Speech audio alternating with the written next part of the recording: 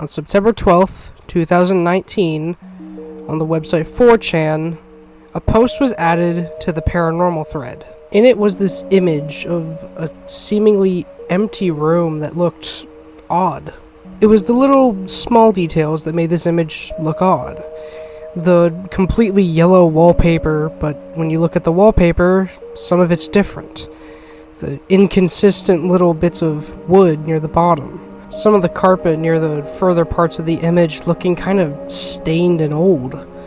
And on this image was a description. If you're not careful, and you no-clip out of reality in the wrong areas, you'll end up in the backrooms, where it's nothing but the stink of old moist carpet, the madness of mono yellow, the endless background noise of fluorescent lights at maximum hum buzz, and approximately 600 square miles of randomly segmented empty rooms to be trapped in.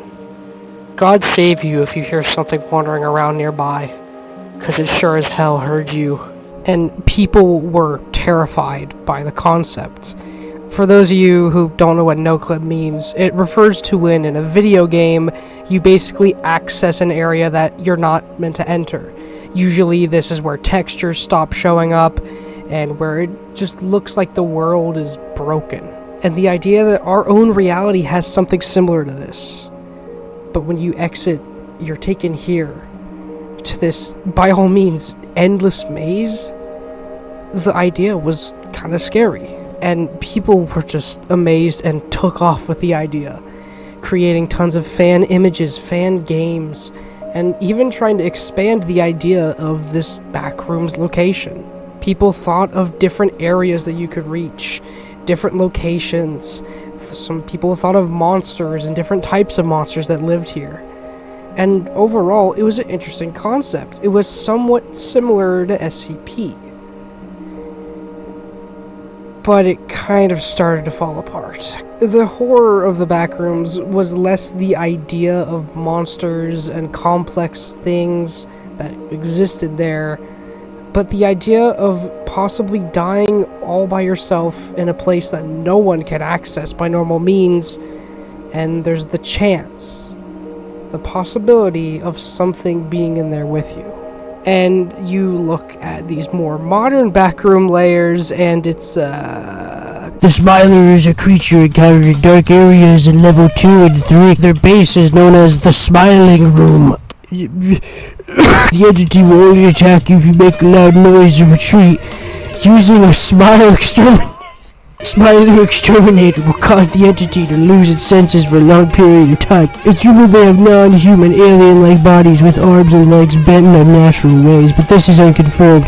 The MEG... Wait, what the fuck's the MEG? The MEG, aka the Major Explorer Group, was a group created by people in the backrooms that started as an exploration outpost in 2012, but it grew into a military government or something. Okay, back to the Smiler. The group known as the Lost had descriptions of what they called the one with the What the fuck is the Lost? What the The Lost is a collective term referring to multiple ancient cultures within the backrooms that have... It became this overly bloated, overly just insane and complex concept when that was never the appeal, was the complexity. Complexity? What the fuck? The complexity of it was never the appeal. It was the simple terror. And over time, the backrooms slowly, unfortunately, went from a horrific concept that people thought was interesting to a kind of look down upon idea. It basically became a diet version of SCP, which if you don't know what SCP is, it's basically a wiki about this foundation trying to contain monsters, paranormal dimensions and buildings, and other weird paranormal stuff. And the whole idea is that authors can write about any SCP idea they've had and put it on the wiki. Which, although a cool concept in the SCP wiki, in the backrooms just feels wrong. The original love for the backrooms didn't come from the layers, from the entities. It came from a horrific concept. And the backrooms slowly began to fade away. However, a 16-year-old with very good CGI skills managed to revive this series. And what he has accomplished has taken the internet by storm once again. Although it differs a bit from the original concept in many different ways, it's not about multiple monsters of varying types, of varying layers. It's a simple horror of a realm beyond our own, a place beyond reality. And how would you feel if I told you that, compared to the Backrooms wiki, with thousands of monsters, I'd somehow feel safer with those things than with what lies within his version of the Backrooms?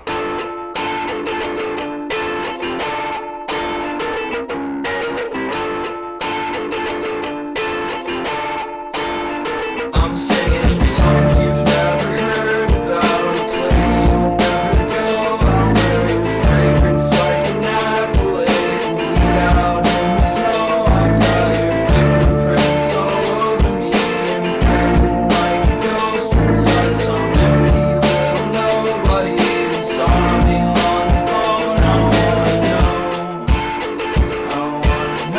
I wanna know, I wanna know, I want to know. Your favorite color and the ways you like to sleep. I see your shadow on the window when the day slips into evening. You're the caffeine and the nicotine. I need to leave my bed. You're the sickness in my head. You're the reason I'm not dead. I wanna know, I wanna know, I wanna know, I want to know. I wanna know, I wanna know. The first episode of The Backrooms is The Backrooms, found footage. Now usually within the description of these is the date. The description for this one is September 23rd, 1996. The video starts out with what seems to be a group of maybe film students, high schoolers, something, recording some sort of film. Look, I'm in a filming class, and I can confirm this is exactly what we look like. But once they're done recording the second to last scene of their little film, this happens. Okay guys, alright, that was good. I'm thinking we get a wide angle, and then we're done. Okay? Alright, yeah, cool. Like how much further? Like A little more. A little more. that?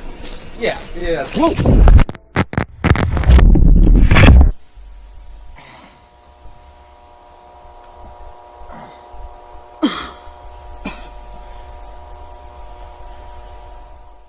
He has now no-clipped into the Backrooms. He begins doing what any sensible person would do, and begins recording what's going. Okay, well, minus him bringing the camera with him everywhere, he does what a sensible person would do. He yells out for anybody if they're there.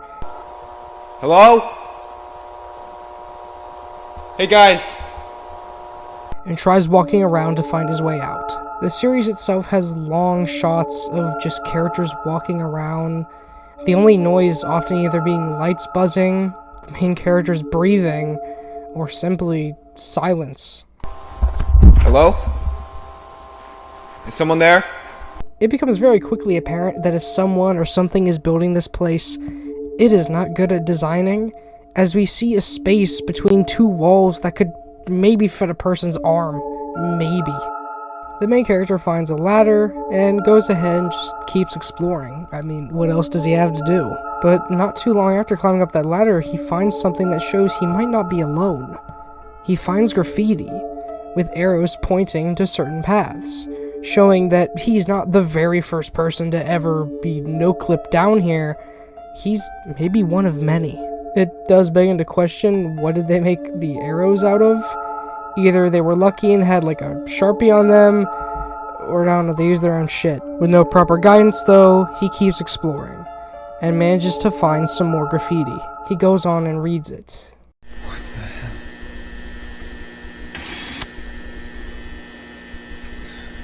Don't move.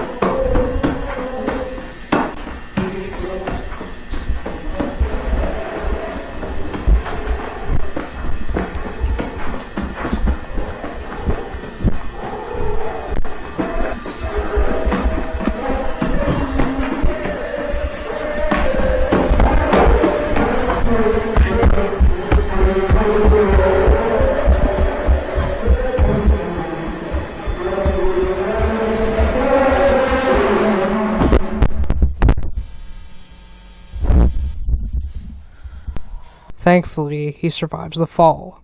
Now, before we continue, let's take a look at what the hell he just witnessed. This video, we're maybe halfway through, and we've already seen what's the, I guess you could say, antagonist of the Backrooms here. The best shot of it is, funnily enough, the thumbnail of the video, and as far as I'm able to find out, this creature's official name is Bacteria.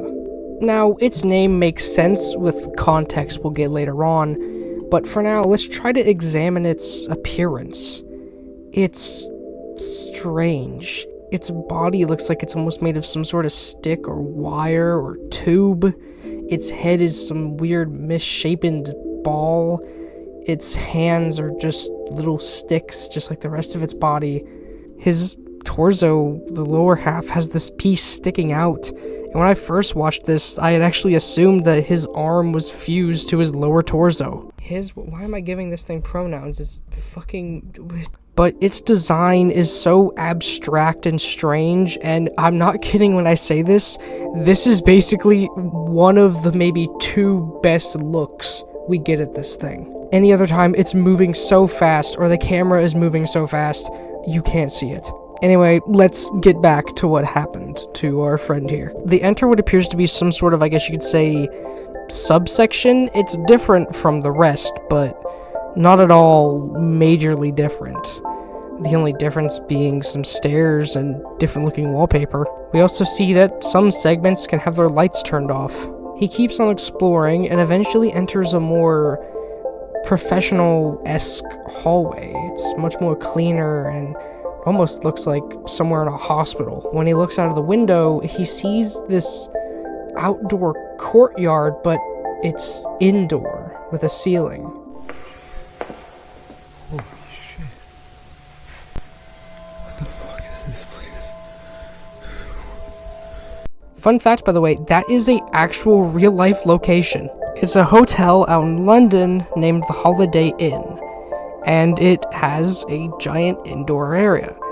And it's real. It is a very much real place, and is often an image used when talking about liminal spaces, which I won't lie, I wonder how it feels when, like, I don't know, you're taking a selfie in your apartment on the balcony, and you just have some 12-year-old saying, "Are you in the back room?" He keeps going and sees just strange furniture, rope, a garbage can, and it brings to light just how rare furniture in this place is.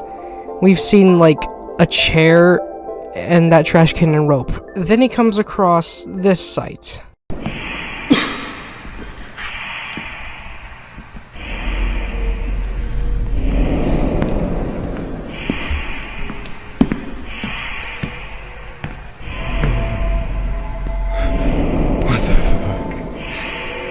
What the fuck? This isn't real. This isn't real. This isn't real. He eventually goes down a corridor and finds a fire exit. Assuming that this is a real building, he takes some stairs up and is right back into the yellow rooms. You gotta be kidding me.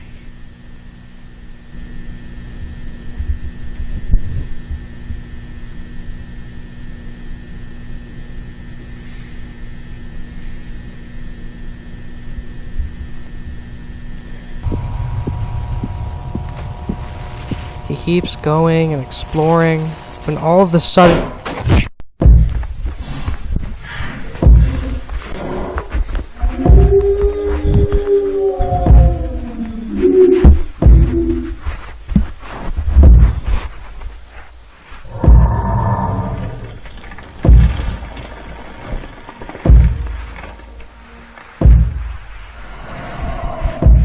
he manages to hide and finds this area that goes down almost like a slide before a weird noise is heard in the background.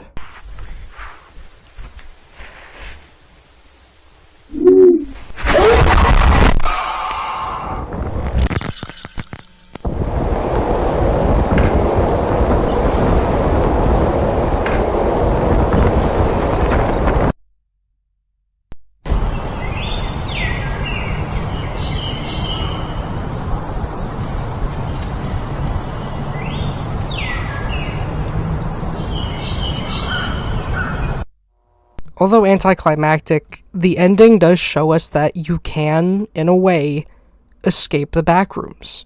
It's possible. After all, that's how they found this footage. They found it out in somebody's garden and then recovered it.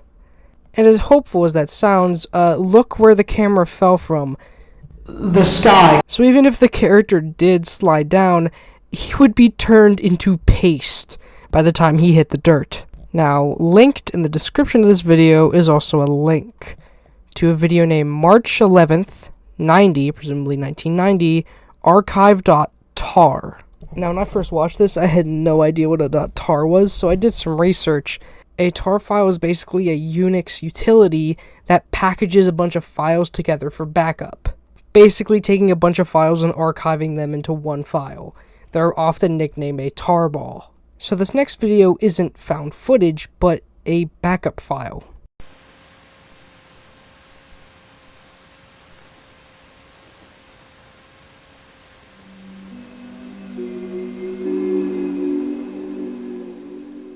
The description says this file was made in 1991, 5 years before the events of the first video. The video begins by it downloading the tar file, and shows us images of presumably different little sub-areas of the backrooms, along with what appears to be office workers messing with equipment, and what appears to even be a shot of a guy at a computer in the backrooms. The most interesting one, though, is what appears to be a shot of the normal yellow walls, and something dubbed a null zone. There's some black text that is allegedly describing what this is, and I'm too lazy to read blur, but luckily some people aren't as lazy. A Reddit user named LDOE_God was able to transcribe it and basically explain what this is. The text itself reads this. Due to the elevation discrepancy between panel 225 and 234, a small KX field is created. And as they put it in basic man terms, a KX field is an electromagnetic field that measures something's altitude, elevation speed, and discrepancies in elevation. Basically, although not explicitly stated, this is presumably meaning that those spots that we saw within the first one that let people slip into the back rooms and slip out are distortions in fucking space and time. Basically like a hole in our reality. Also, this video's date, 1991. Found footage was in 1996, meaning that some sort of group of people were apparently in the back rooms setting up fucking office computers. But then there's the question of who did it? Well, the next mainline video explains exactly who it was.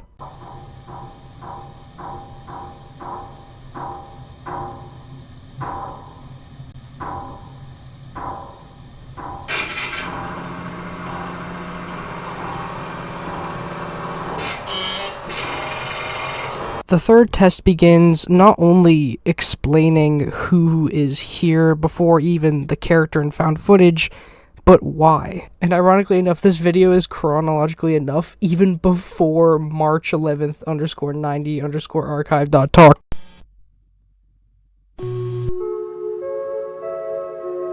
On July 2nd, 1988, the ASIN research facility tested its low-proximity magnetic distortion system for the third time. Details regarding the results of the experimentation have not yet been released. During a press conference held in April of 1988, Ivan Beck, vice director of the ASIN Foundation, described the intention of these tests, stating this program, if granted sufficient backing from the United States government, will offer a solution to all current and future storage and residential needs and save billions of dollars on property construction and management.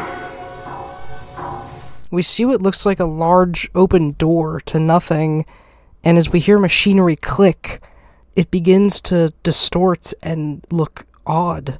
It's presumably the low proximity magnetic distortion device that they mentioned earlier.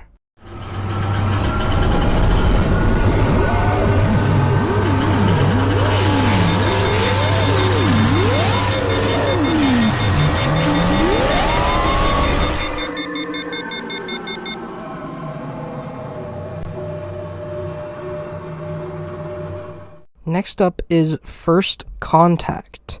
This video begins stating that it's under federal law that a normal person can't watch this.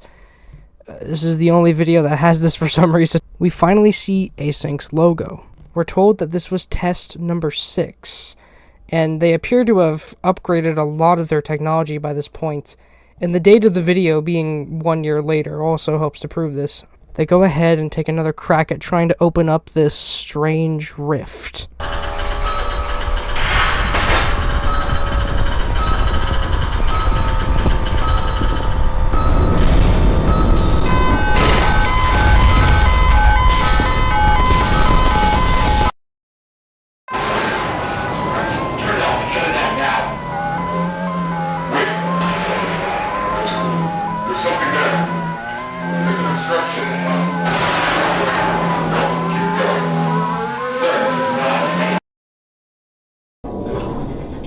They managed to open up a way into the Backrooms. This means that this place was found by a government organization long before the events of found footage, allegedly trying to solve storage and construction problems, with the backing of the USA government helping them to do this. By the way, an interesting little fact that kind of ties into the whole Tears of Reality in the Backrooms series. The date of this video is 10/17/1989. This is the day they gained access to the Backrooms. You know what else occurred on October 17th in 1989? A devastating earthquake in San Francisco's Bay Area. And it is kind of confirmed the two events are connected. In the description of First Contact is a link to a video named faultline.mov. I'm Ted Koppel. There has been a rather strong earthquake in Northern California, so strong, in fact, that it has, among other things, knocked out all the power, or much of the power, at Candlestick Park, where the third game of the World Series was being played. But in the overall scheme of things, that may be the very least of things that has happened today. The video itself is 3 minutes of basically the aftermath of the San Francisco earthquake with some music behind it. So it seems that when Async tore open the hole into the Backrooms, it also fucked with Earth, causing an earthquake. And now that we've got both these videos out of the way, let's just assess Async here. They're a corporation funded by the USA government. They have the task of trying to solve storage and construction problems by using the Backrooms, which on the surface that doesn't actually sound like a half bad idea. I mean, God only knows how big this thing is, especially if it's like the original, which is fucking millions of miles. But seeing as, at least as of this video, Async is literally just only now dipping their toes into this pool, they don't know what lies within. But the next video shows they might be aware of what's going on.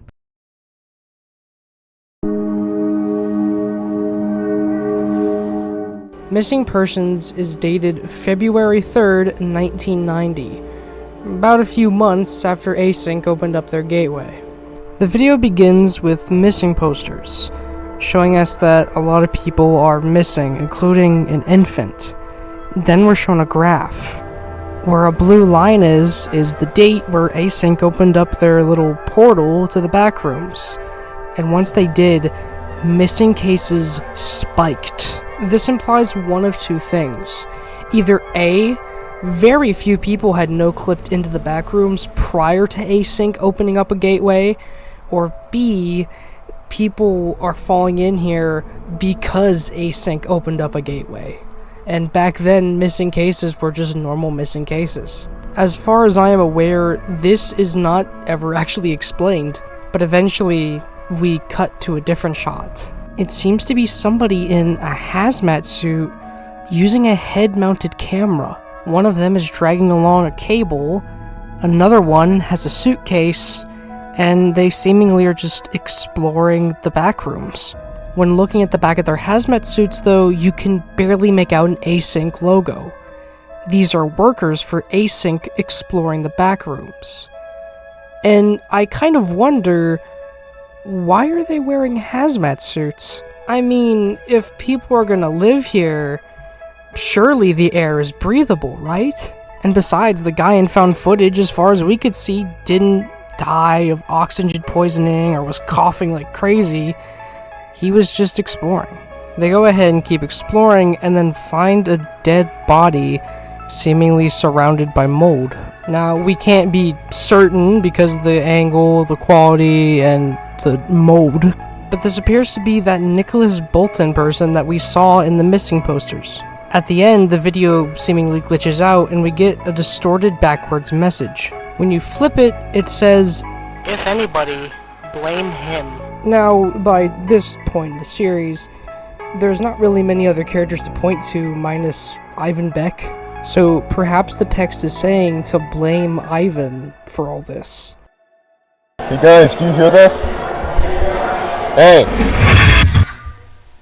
The next video, informational video, is very clearly a tape for workers. We also learned that this whole Backrooms experiment is named KV-31. Here, it just mentions safety guidelines, that when groups are exploring, to be in a group of 3. It then suddenly cuts to a different video.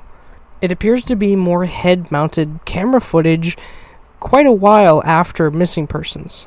Now, something I noticed with this series that, at least in the main videos, the secret videos don't really follow this rule as much.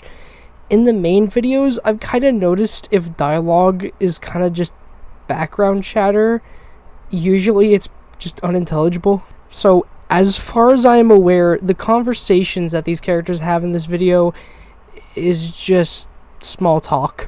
But as they are exploring, the cameraman hears chatter from a crowd. I'm going north.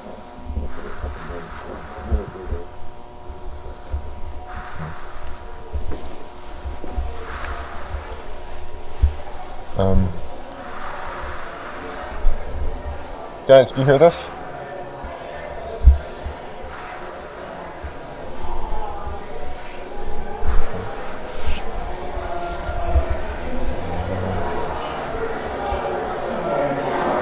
Hey guys, do you hear this? Hey! Guys. Guys? George? Disoriented and afraid, he looks around for his crew. And the voice acting in this series is just amazing.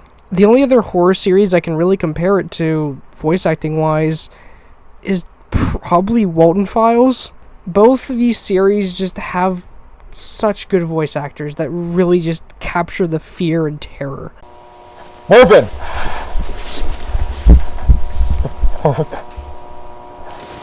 Hey!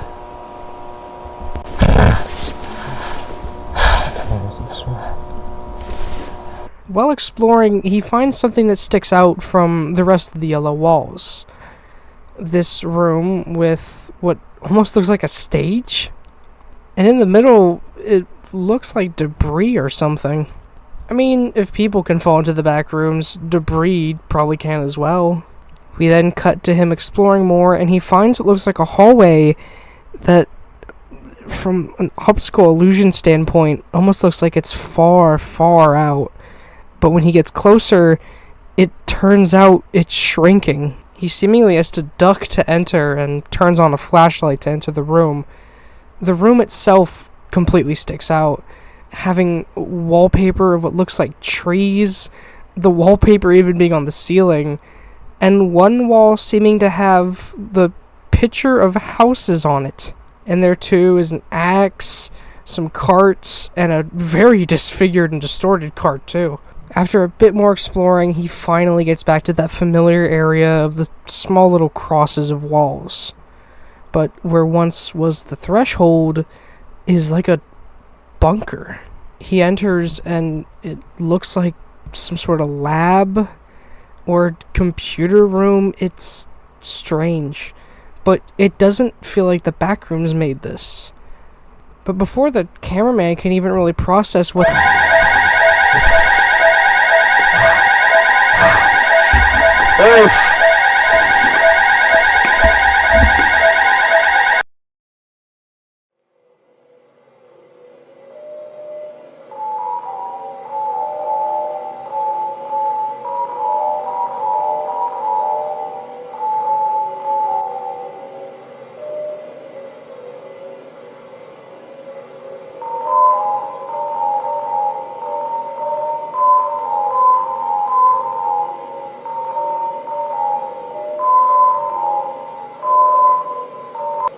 Now, what happened in Informational video, we really don't know at this point in the timeline. But seeing as he did find his way back to the threshold, but found a bunker there instead, there are two kind of conclusions we can somewhat draw here, but with our current info, they feel stretched. Either he somehow jumped forward in time, or the weirder one is that he somehow got sent to a separate universe where there's the bunker there.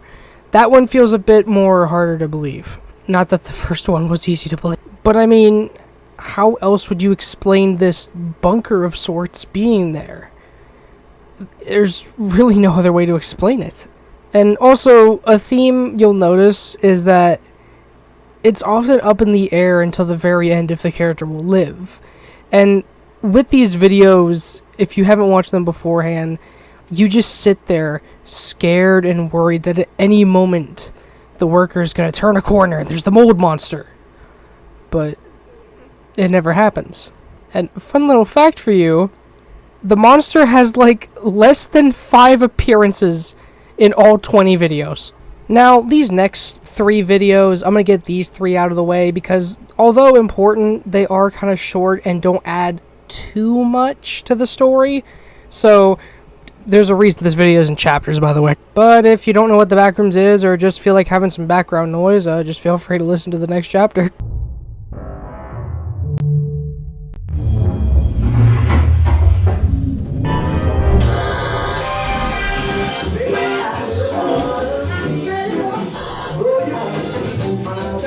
First up, Autopsy report. When looking at it in the timeline, it takes place just 2 days after missing persons. We're shown this is an autopsy report for John Doe. There's a theory why they might be named that. I'll explain that in a second.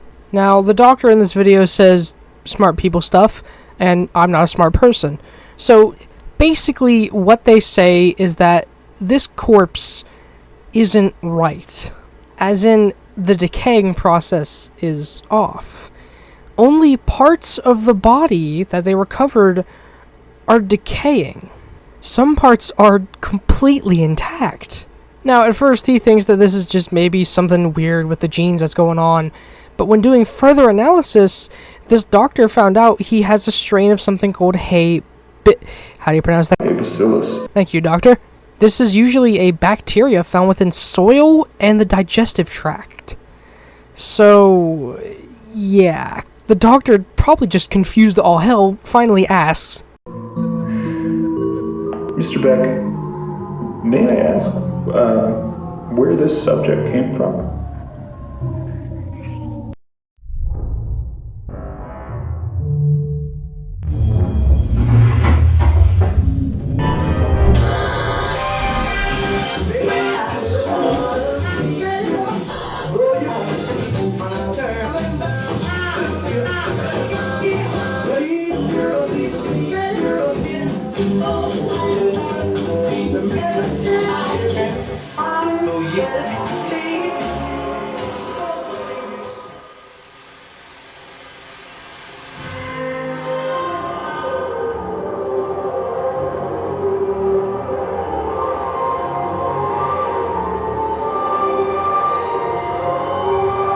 Now, let's try to speculate a bit what's going on here.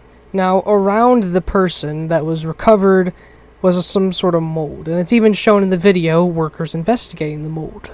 Now, the only other thing we've seen resembling this color is the monster, which I'm really jumping to conclusions with this here, But with the info we have so far, I think that this mold is created by the monsters, infects corpses, and then creates more mold monsters.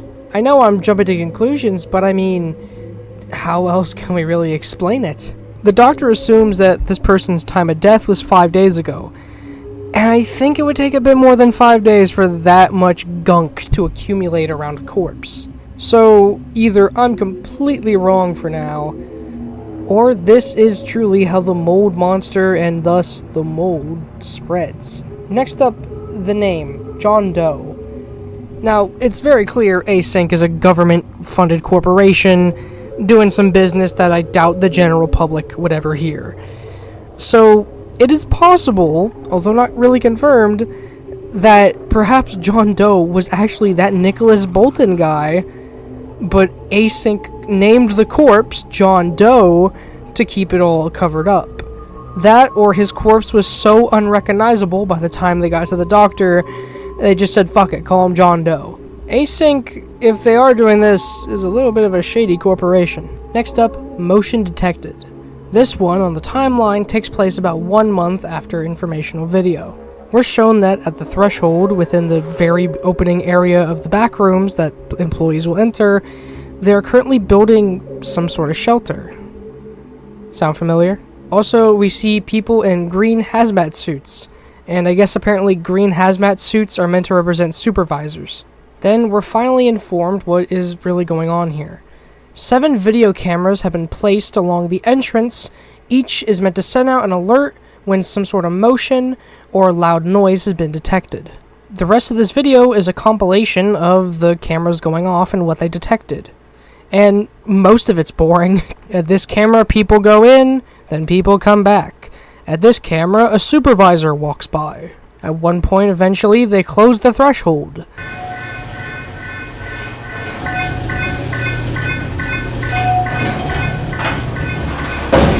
And at first, this video almost feels like filler, but the last few things are a bit odd. Firstly, they catch this noise.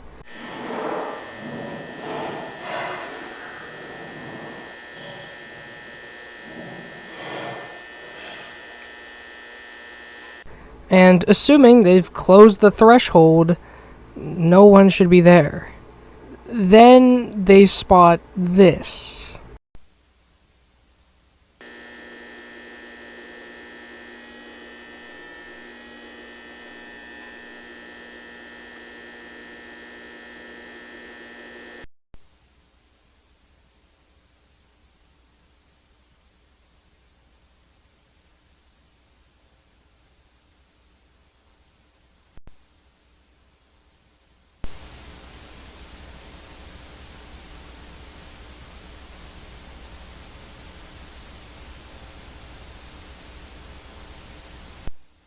And just to make sure you see it, the workers themselves zoom in the footage. And it is hard to really make out, but it's clearly something not human. And the weird thing is, it's very clearly not the shape of the creature from Found Footage 1. So, this means either that thing is always shape-shifting, or the even more horrifying idea, there's more than one. At a quick glance, it almost looks like legs on a ceiling or a giant hand reaching around. But we very clearly know that the creature can't walk on ceilings as far as we're aware, and its hands are twigs. So, Async should be aware by now there's something out there. But seeing as their operations are still in its infancy, they might have just mistook it for a camera bug.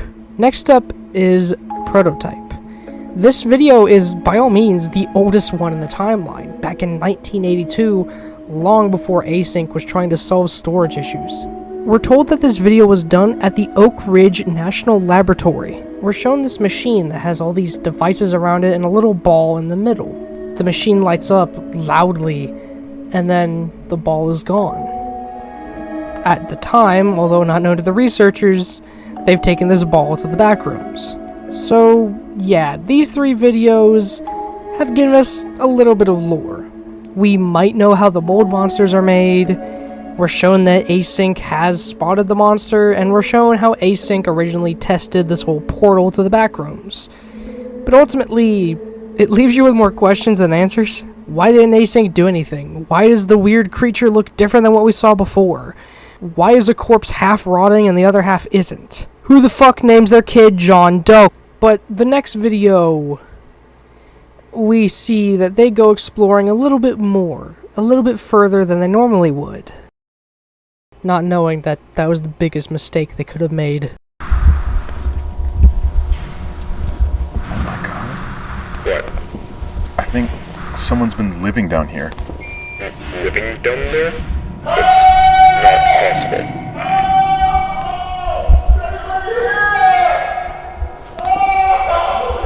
This video takes place in May of 1990, about 2 months after motion detected, so we're currently probably about the most up-to-date we can be on the timeline right now. Pitfalls shows very clearly from the beginning this is from the head-mounted camera of an employee. To be specific, an employee named Marvin. With him is 2 other characters, but only one of them really comes in important later, to be honest, but I'll still mention their names. We see that these are researchers, workers, a person that works at Async, getting ready to go on an exploration. Also, Kane, this green screen, when I first watched this video, genuinely had me thinking that was like, oh my god, dude. Bro was 16 when he made this, I'm 18, and I'm just a fucking pyrocynical clone. Among Us! Oh my god! They go ahead, suit up, and do a mic check. Check 1, 2, 3. 1, 2, 3. Mark, mic check. You're all good. This is Marv, 1, 2, 3. Marv, mic check, 1, 2, 3. Great. This is George, mic. By the way, Marvin has been in this series before, being informational video. When the person recording is panicked and screaming and running around, they yell out for names, and one of these names is Marvin. And as they're walking to the threshold, Marvin stares at someone on a balcony who's very clearly a higher up. We can't tell if this is Ivan or if this is just another higher up, we don't know. And before we even really get into the fucking meat of things, we see that this video is indeed after that bunker was finished, which just makes informational video. Yeah, it's starting to seem like that camera guy in informational video literally jumped forward in time. But anyway, yeah, with that detail pointed out, let's go ahead and go back to Pitfalls, and we'll get into the meat of this room's importance later. As they're exploring, they mention something kind of important. Marvin asks when they're going to do vertical exploration, which probably means exploring upwards in the Backrooms. But they mention that they have a presentation they need to do first. They find the new territory they want to explore, set up a cable machine to not get lost, and set foot. And they come across probably the most odd sight, minus that one trippy room we saw in Found Footage 1. A room full of pits. They examine the pits and come to the conclusion that it's fairly deep, and at some point in the drop is an angle, which is why they can't see the bottom. But across this room of pits is a door. Which, can I just mention, there being a door here is already shocking, let alone the pits. One of the employees, Kim, says that they really shouldn't probably do this. It could lead to a dead end, and one of them might fall in. But another employee, Mark, advises against it and says that maybe there's something across there that they can find. He says to go get some other people, and he's going to try to walk across. Easy. Good.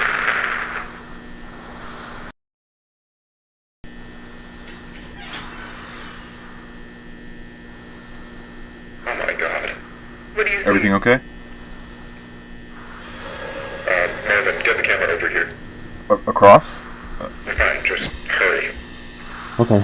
Now, we don't know what Mark saw, and Kane Pixel's answer to what he saw was the most obscure answer possible, being that he saw an important thing that wasn't going to stick around for long. But notice the green light. Just keep that in the back of your mind for later, much later in the video, that green light. So Marvin goes ahead and tries to cross it. While he crosses it, though, there's some weird distorted text, and it reads this. While data could not be inferred from these readings, nobody knew what would actually be found on the other side. Seemingly being a hint that Async found something they shouldn't have, or maybe in this case Mark. But Marvin very carefully is able to get to the other side.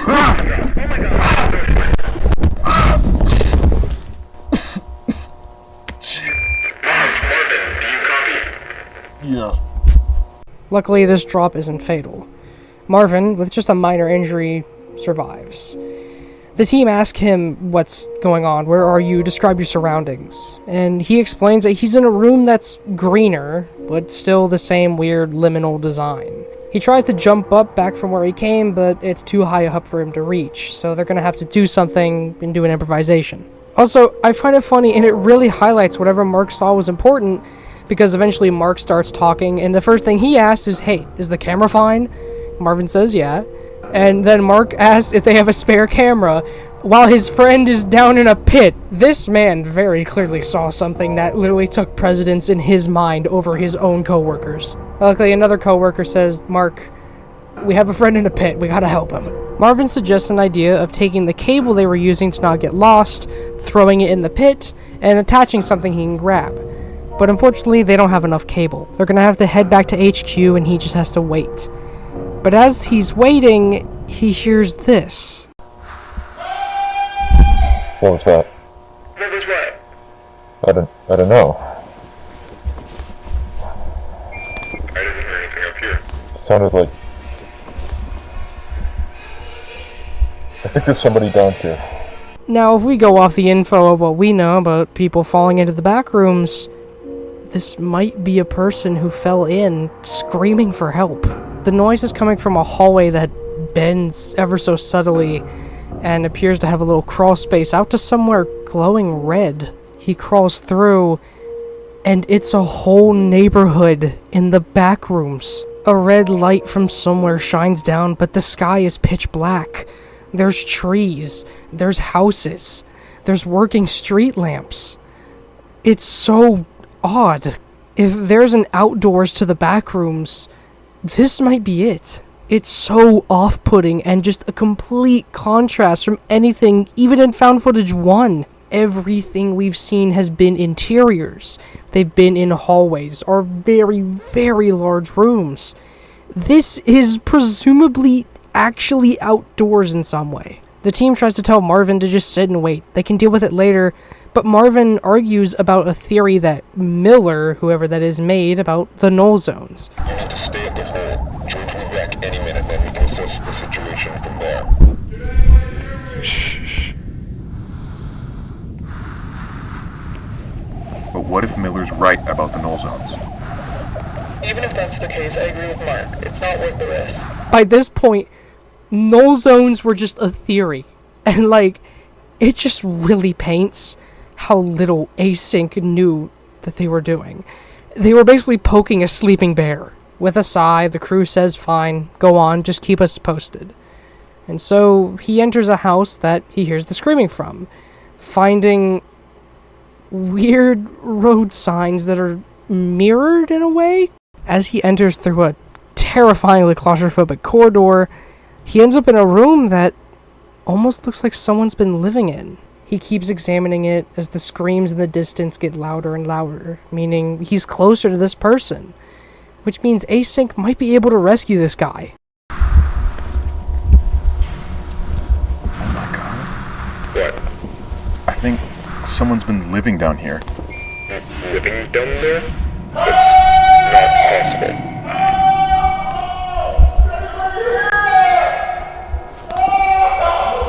Hey! Can you hear me? I think I got him. Sorry, can you repeat that? Marvin? That's not a person. What is it? That is not a fucking person! What? Marvin, talk to me. What do you see? What's going on?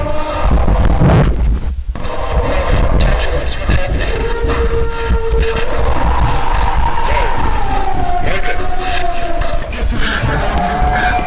George, come in. George, it's immediate. Marvin, what's going on?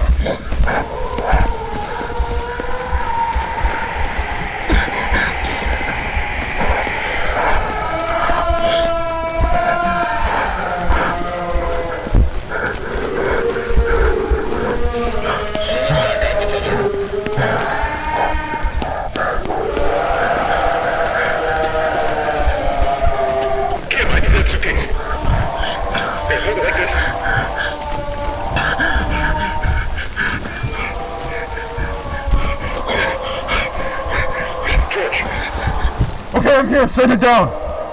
Just turn around. It's gonna take a moment. Grab it like, yeah, hold it. Okay.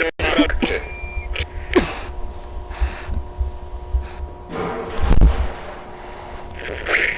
Stand clear, we're sending it down.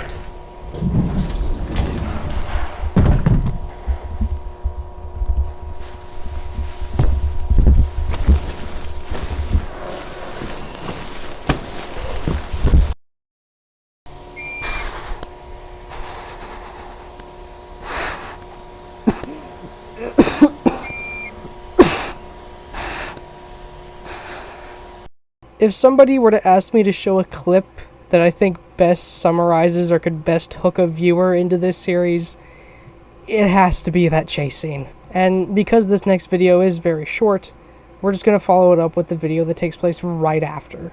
Report. The episode begins with us hearing the audio from the camera footage, presumably playing through an audio player. That's not a person. What is it? That is not a fucking person! Right, talk to me. What do you see? What's going on? And then cuts to a more cinematic shot, showing the crew has returned, Marvin presumably being the one grabbing his side, staring at Ivan Beck. We're shown shots of some worker just traveling across the hallways as ominous music plays.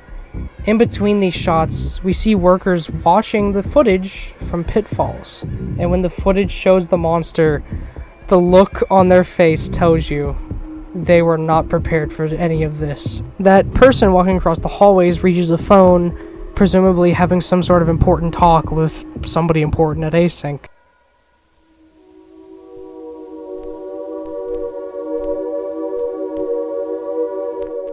We then cut to a bit more of a calmer scene, almost like a slideshow, with calmer music playing.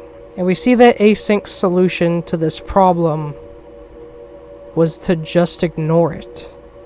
They boarded up the way that led into that room, and pretty much just thought if you can't see it, it's not there. We see they give the bunker some improvements, adding better doors, better windows, and we can see that Async isn't a stupid company. Now, look, I try to, for the most part, leave things that are mentioned by the creators out of my videos. I like to let the audience kind of assume what's going on. But I do want to make one thing very clear about Async. I may shit-talk Async a lot in this video, but to quote Kane Pixels, they are just nerds over their heads. They are nerds given lots and lots of government funding with the goal of trying to solve overpopulation and solve the issue of running out of storage. They are just simply using the Backrooms as a way to do this. They don't know about the weird things here. The reason this goes on is kind of just dramatic irony.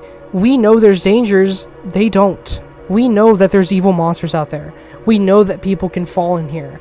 We know that apparently you can seemingly get fast-forwarded into time, which... Actually, let's talk about that for a second. In Informational video, at the very end, the character appeared to enter some sort of shelter or bunker. And at the beginning of the Pitfalls video, we see that same shelter. About 3 months into the future. So not only does the Backrooms distort time and space outside of itself, it does it in its own halls. Which just makes me question, and there's a fan video. Wonderful fan video, by the way. Check this fan video out. Amazing fan video. That kind of makes me question this idea and concept of what if you can no-clip deeper into here? I mean, we know you can no-clip back out, but can you no-clip deeper? Imagine walking through the yellow hallways, taking the wrong step, and suddenly falling down from fucking building height to a street. The Backrooms, not only is it got the threat of monsters, the hallways themselves are seemingly the threat, both in distorting time and space and having large drops. And we see in the next video, Async really loves to ignore things, at least until it's too late. Just bring me with us, and that's fine. Sergeant, come over here. Sir, please take a look at this. If you could all just excuse me for a moment. My apologies. One moment. What is it? Well, it's emotional. Sorry. Okay, so like I may have lied actually. There's actually a secret video in Report. Let's cover that real fast. The title of this secret video is an ISBN book code. When translated, it reads the yellow wallpaper. Now, there's two things that fans have decided on what this could mean. Most people think it just kind of reflects the yellow wallpaper of the Backrooms. But some people think it's actually connected to a book named The Yellow Wallpaper. A basic summary is it's a woman whose mental health is deteriorating terribly while out on a rest cure, quote, with her family. And she becomes obsessed with the yellow wallpaper in her room. And it leads to her falling into psychosis and depression throughout the story. Now, this could simply just be a reference to the yellow wallpaper of the Backrooms. But if it is referencing this book, there is a point later on in the series that really reflects that. Okay, now to the video. I've literally spoken for longer than the video actually runs. It just shows some cars driving on a highway. But eventually, one of the cars seemingly no-clips into the Backrooms. And that idea to me sounds fucking scary. Imagine you speed up to fucking pass someone on a highway, and next thing you know, you're driving through very thin corridors at 60 miles an hour, about to hit some yellow walls. That's fucking scary. And this car will actually appear in a video here later. But for now, let's talk about presentation. Presentation begins with, well, a presentation in an office, showing us in a more formal, and I guess you could say consumer, customer-friendly way, explanation about Project KV-31, talking about how they're trying to solve storage and overpopulation, even showing little graphics of their idea of living quarters, of office spaces, of storage rooms.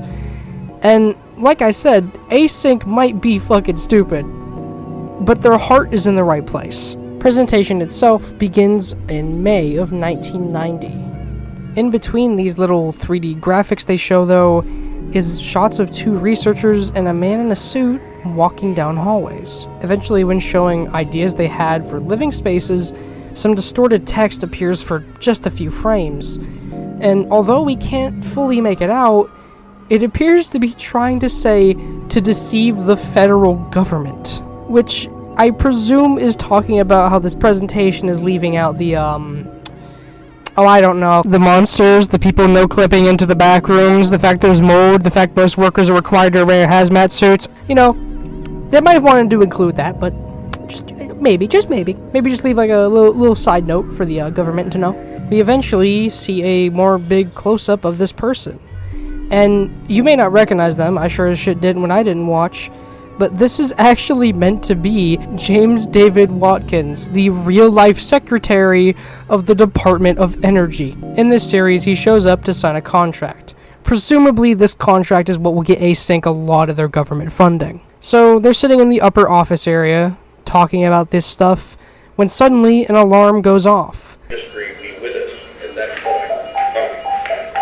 Sir, I need you to come over here. Sir, please take a look at this. If you could all just excuse me for one moment. My apologies. One moment, please. Listen, I wanted to get emotionally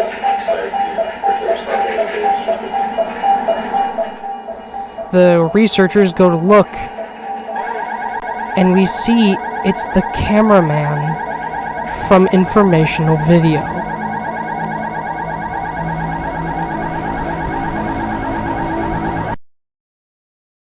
So my little theory earlier was correct. He was literally, in that split instance, fast forward in time 3 months later. The Backrooms is seeming less and less like a place to house people. Linked in the description of presentation is a video titled Simpson. Linked in the description is a video just named Simpsons. I'm sorry, just like all the other secret videos, all of these like ominous names. It's just fucking Simpsons. Much like the title implies, this is from The Simpsons. It's, to be specific, an episode named Bart Gets Hit by a Car. Now, at an initial glance, this video just seems odd for the sake of being odd, but fans have actually figured out something that kind of reveals a little bit of something scary. Basically, this episode of The Simpsons aired in January of 1991, but this weird interruption of a Mexican medication ad came out in 2002. So it means the Backrooms was possibly speeding forward television, then reversing it back. And it's really showing that Async has truly done something terrible. I just don't know how I feel that we learned this information from Simpsons. And next up, we actually have a new found footage video. Found footage 2. Can't see.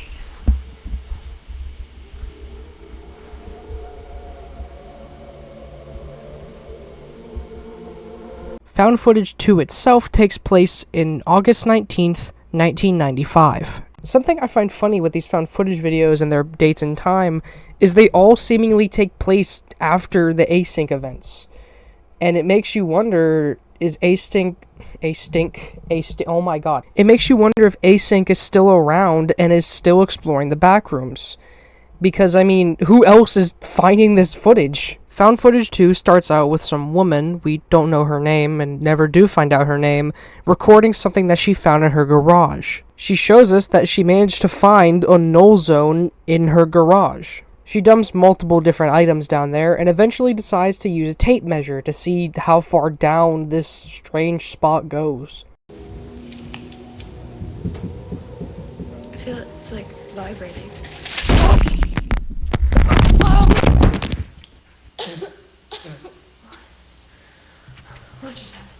Now, I want to mention something I find interesting here, and is that when she does land into the Backrooms, there's nothing there that seems like it would have dragged her.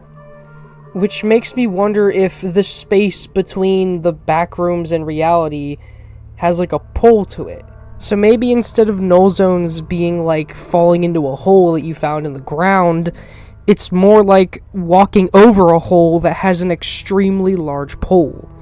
And that's how people get sucked into the Backrooms. Because, I mean, look, there's like nothing there to drag her. And it would appear that she is in a subsection of sorts. We've never seen anywhere like this. And something I've always noticed and always found funny was every found footage video in this series seems to kind of show locations beyond the yellow walls. Which, in my opinion, is a kind of clever idea by Kane Pixels here. These found footage videos, not only do they show us how people end up here, but they also show us sections that are so far out that Async would probably never even be able to find them. The found footage videos basically feel like a side story to give us more info and show us more of what this place is like, which I really like. I always love world building and stuff that it just expands on stories. So stuff like this is just, I love it. She manages to find what almost looks like a kitchen counter and then sees a very, very dark room. And at a quick glance, it almost looks like there's a large monster in that room waiting for her. But she manages to find a light switch, and when flipping it on, it's just extremely weird and distorted furniture. Chairs that are far beyond any human height. It kind of reminds me, even though it was a very quick glance, that we saw in Informational video that really distorted wheelbarrow. She keeps exploring, yelling, thinking that this is just some weird building and maybe she can find her way out. Help! I need help! Hello?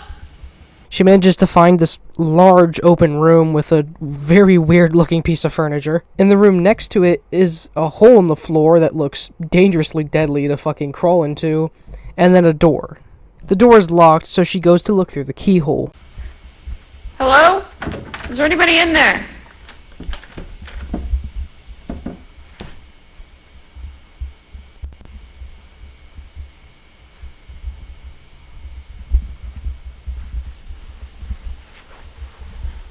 Can't see.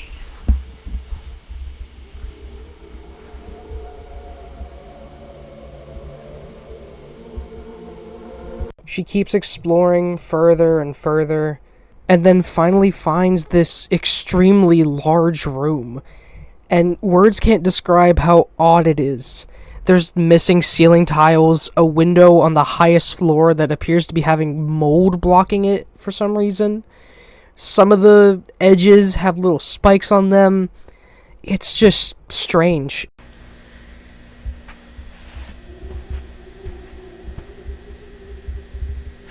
This makes no sense. But something I find interesting with these missing ceiling tiles and the mold, and even on some of the walls higher up, you can see what looks like decay.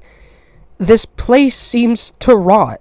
Just like anything in the real world, entropy catches up to it.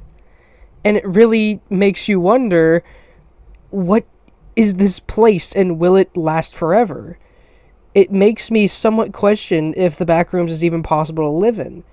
Because very clearly this place can fall apart and decay. So unless Async does lots and lots of care for God knows how many miles of hallways, this place might eventually rot. Which I find funny. A place that involves distortion and distortion of time, its one weakness seems to be entropy. She keeps going further and further into this place and comes across a site that I mentioned earlier. She finds a car crashed into the Backrooms. This is presumably the same car from that video earlier. And we don't see the driver. There is no driver in the vehicle, as a matter of fact. But they are probably fucking dead. And the main character is understandably confused by this.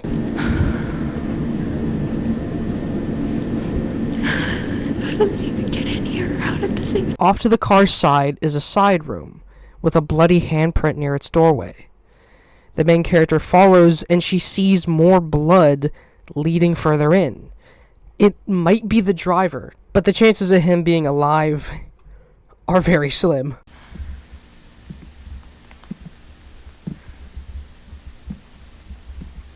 Hello? Is there someone in here? Hello? Do you need help?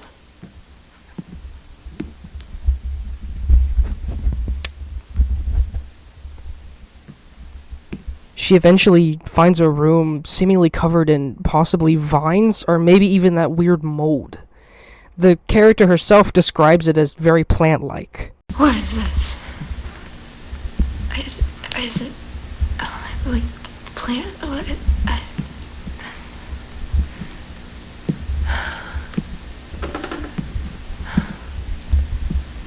What is that?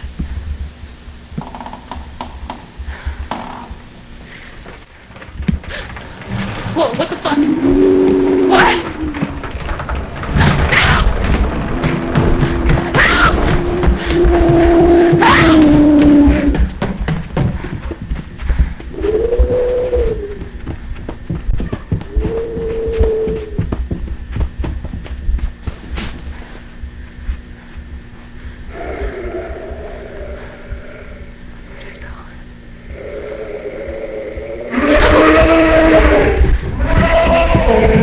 As she runs, we can see down a corridor is a green flashing light.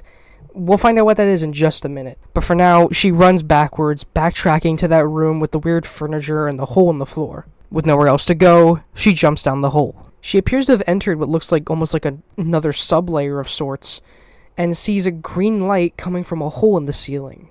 And it's flickering just like the one we saw earlier. And then, although it's a little dumb to point out, when she turns the corner, there's water in the Backrooms.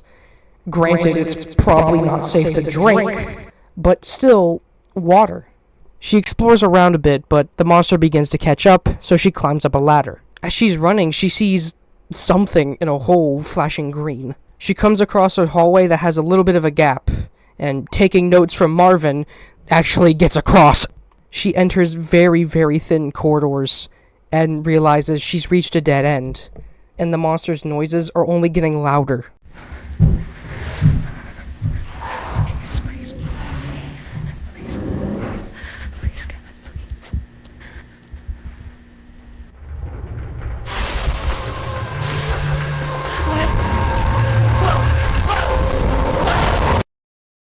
Now, at the end, no signal is shown, and we see a TV has been playing this. So, I I have a bit of a dumb headcanon. I can't really call it a theory because I don't have too much evidence.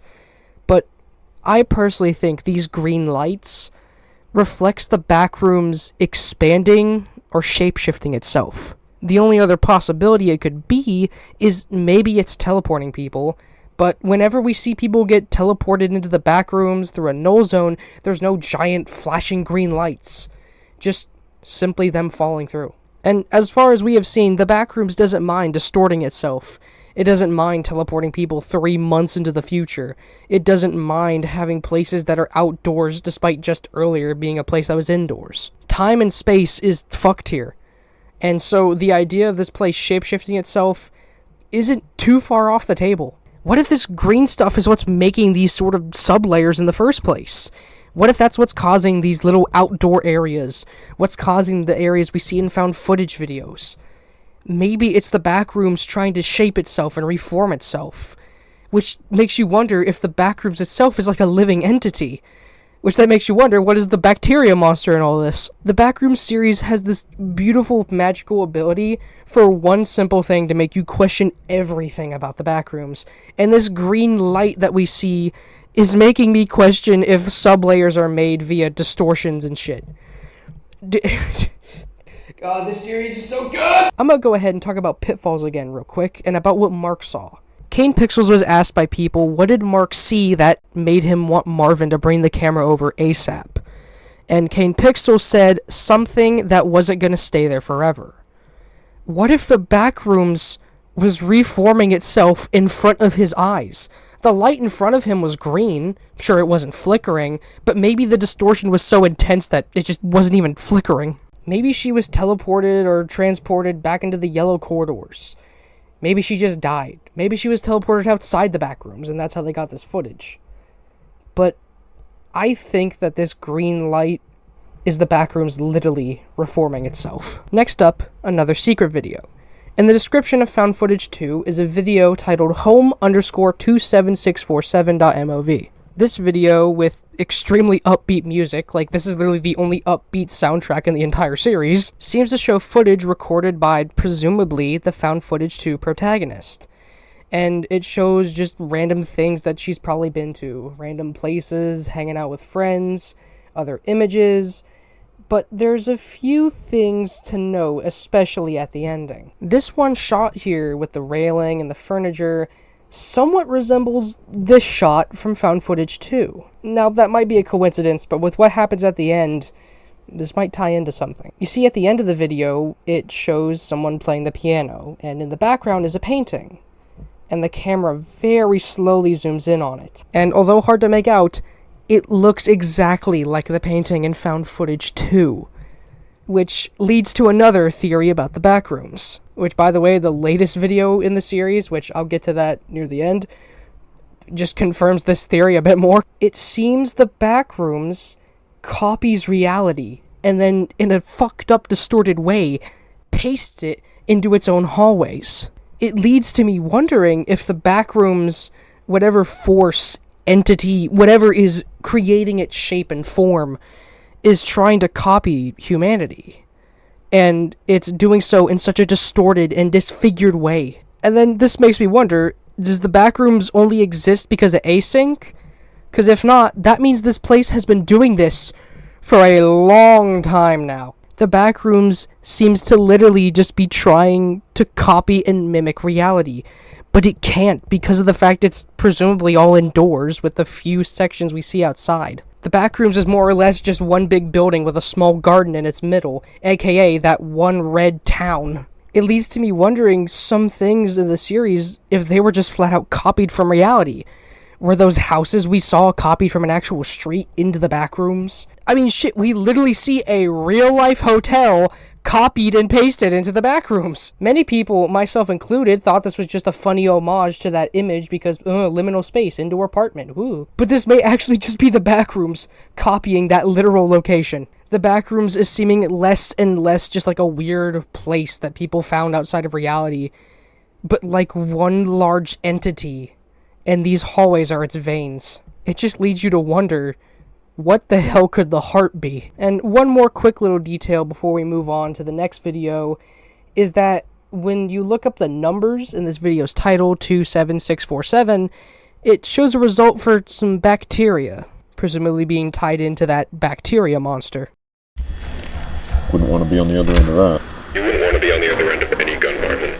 So, before we actually get into the two videos I'm mentioning here, I actually want to talk about a video that is, although in the Backrooms series, not actually in the playlist for the series made by Kane Pixels. See, I've been doing these videos based in upload order, and the one that came after this was just titled, I Remember. There was no Backrooms heading to it, it was just simply, I Remember. And this video is strange and very cryptic, and with its length, I think I'll just play it, and then we can discuss what it is.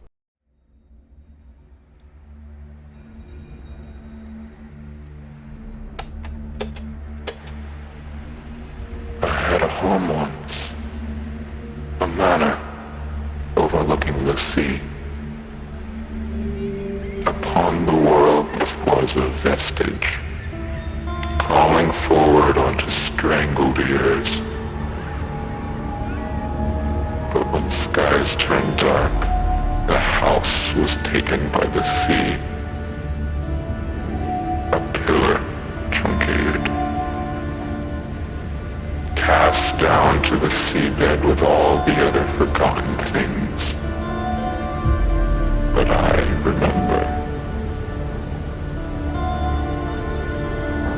Fleeting shells sinking ever slowly, folding downwards into themselves, forever tearing along the seams of the sky, until nothing remains except the eternal ghost. And you ask yourself, could there ever be anything greater than this?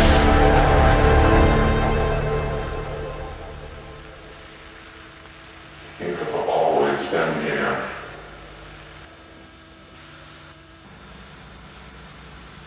Now, we'll come back to this video later on, because with our current understanding of the story, this just feels cryptic and a little bit hard to piece together. But let's try to understand it with what we have for now. This appears to be from some character. We don't exactly know who. Maybe it's even the Backrooms itself, but I doubt that. They mention living in a manor and how apparently in the rest of the world this was a vestige, something rare, a remnant to the world. But eventually a sea consumed the manor, and they remembered, hence the title of the video, seeing everything fold into itself, seeing everything tear along itself, and thinking to themselves, is there anything greater than this? Maybe, just maybe, this could be from Mark's perspective? Him seeing the Backrooms and presumably shapeshifting itself? But, I mean, as far as I'm aware, he probably still has a house. Perhaps it's from Ivan Beck.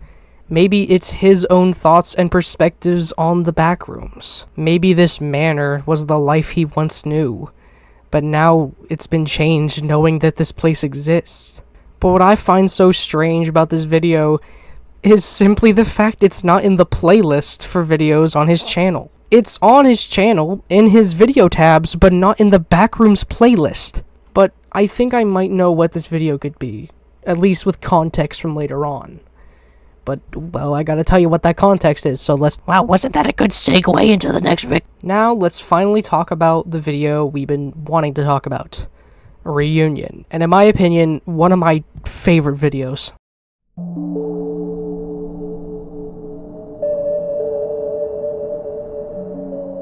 Reunion itself takes place on May 25th, 1990.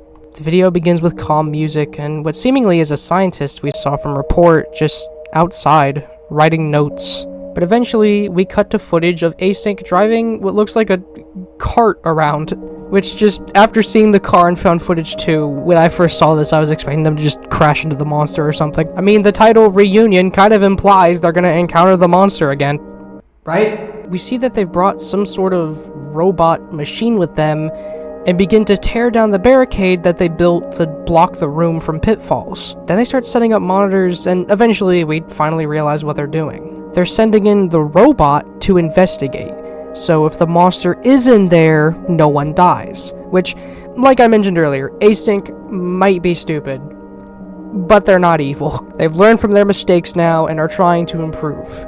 After exploring and finding some odd geometry they didn't find on their first trip round, we see the robot has finally reached the room from Pitfalls. Hey, don't get too close. Stop. Yeah, he was talking. Standard, this is Clyde. We've reached room 14D. We're now just about to initiate the equilibrium stimulus test. We see 3 workers, one wearing a green suit, so a supervisor, a normal worker, and then somebody wearing some sort of gas tank and overall a much more slimmer suit. We eventually hear 2 familiar voices, Marvin and Mark from Pitfalls. The last one came back good, but I recommend you keep my mask on just to be safe. We gotta start updating our protection system. I feel like I'm always missing things in this mess. They go ahead and reach the Pitfalls room, and Mark cracks a joke, which is like the one time there's a joke in this series. We've just reached 14D. There are no visible signs of Marvin's friend. That is absolutely not the name we're going with. Well, then you better start working on a new one. Also, I should just go ahead and clarify this now. The guy wearing that more combat-looking gear is Mark, which, can I just say, Kane Pixels, that fit goes hard as fuck. And if it also wasn't apparent, the guy holding the camera is Marvin once again. Through dialogue and through eventually being shown, we see that they went back here to build a pathway to get across. And like I said, Async is actually learning from their mistakes. Like, oh my god, why did it take this long for them to, like, learn? But they go ahead and build a walkway, so they don't have to worry about people trying to get across and falling into God knows where. Now, as they're doing this, Mark and Marvin and another person named Randall all go ahead and explore a different room off to the side. That being a much more darker area that we saw them walk by earlier. They go ahead and get ready, and inside of a suitcase is a fucking shotgun. And once again, to go with the theme of Async learning from their mistakes, it's revealed that they pretty much have this shotgun, so if they see the monster, they can shoot it. Although it does make you worry if they do find the monster, is the shotgun even gonna do anything? Assuming this thing is literally made of bacteria and mold, it will probably fall apart, but I mean, we've never gotten a good look at it and never really gotten to see what material it's made of. I mean, it's presumably bacteria, and found footage too, it almost looked fluffy. So maybe the shotgun is actually a good idea. Wouldn't want to be on the other end of that. You wouldn't want to be on the other end of any gun, Marvin. Yeah, that's probably true. Alright, get your lights on. Marv, light. Oh, yeah, sorry. Standard, this is Mark. We're now beginning our progression into room 14C. They then come across another sub-area of sorts. This area with marble flooring, white walls, and a lot of missing ceiling tiles. They keep exploring and then find something a little odd. A hand-drawn map. You gotta look at this. What, is it right over there? Yeah, it's some sort of... No, you're right, this looks handmade. You can't determine that just by looking at it. No, I'm just assuming right now. Either way, you're right, it does look like some kind of map. Yeah. You know, it almost looks like... I think this is over around here, 14C. Yeah, it's, Team A, come in, this is Mark. That's the area we came through, that's 14C, and there's 14D. Team A, this is Mark, do you copy? They try to inform the others, but they're so far out their radios can't reach the others. So they realize we gotta go back in order to tell them we found a map, and presumably somebody's living in here. Or at least somebody has lived here. So they go on ahead and walk back to the team. Oh my god! He's got my gun! He's got my gun! He's got my gun! Don't move! Never you move! Okay. I don't want to hurt any of you. But I will. If I have to, so please, just answer my questions and I'll be gone. How many people are out here right now? Down the hall, how many people are out here? Wait. I don't know. Peter? Oh shit. Marv? Marvin? Yes, it's me. Is it really you? It's me. How?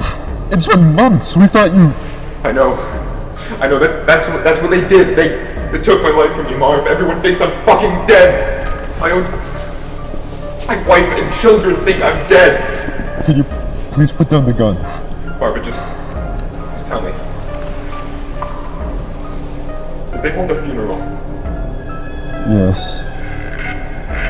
This is Team A. Do you read us? Yes, A-Team, this is Mark. I read you. Mark, don't. What are you doing?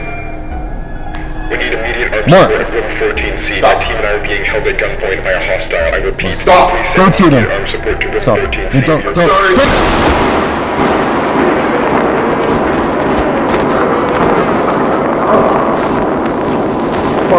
I'm alive, but I want to you to tell them that I'm alive. I need to know.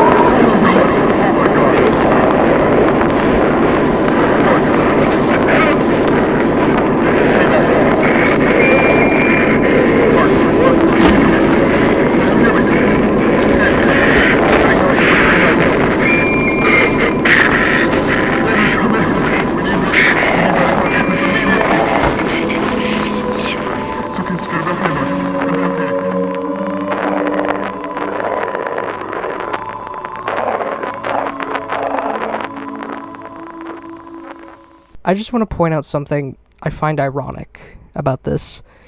Async has been digging their toes into the sand of something they shouldn't. And the first death of a worker, the first async worker to actually die, doesn't die from the monster, doesn't die from a fall. They die from another coworker. Now, we don't exactly know who Peter is, but it's very obvious he has apparently been wronged by async. The secret video linked to this does confirm what's going on, but with the pieces we already have, we can kind of already put it together without even watching the secret video, but obviously I'll show the secret video. Marvin says he's been missing for months, and well, Marvin was with a person who disappeared for a few months, but it's truly confirmed in the secret video titled Recording 014. The video itself is pretty much only audio-based, and is from a worker named Clyde calling Ivan Beck. The video's date is May 8th, 1990, the same day as the presentation. I'm gonna go ahead and let it play out with some subtitles because, dear God, the fucking audio effects make it nearly impossible to hear. Hi there, I'm calling from the Async Research Institute in San Jose, California. I'm trying to get hold of my supervisor, who I believe is currently staying at your venue.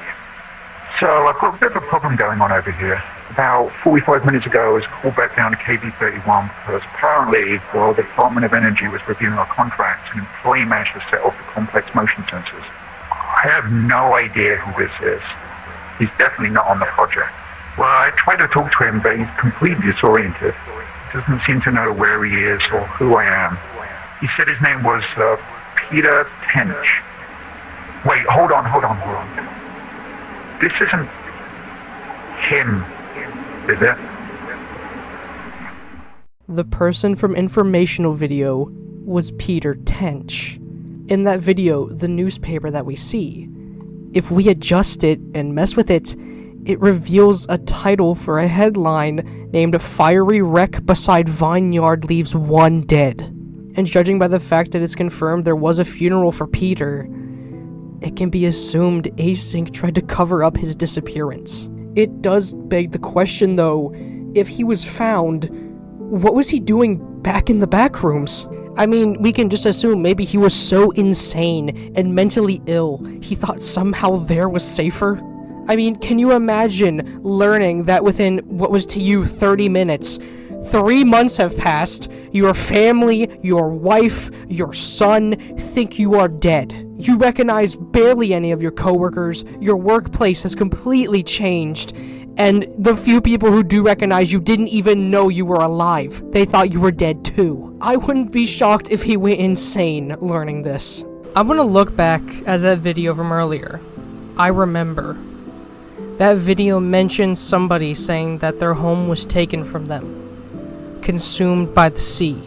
This home, in comparison to the Backrooms, was an ancient relic.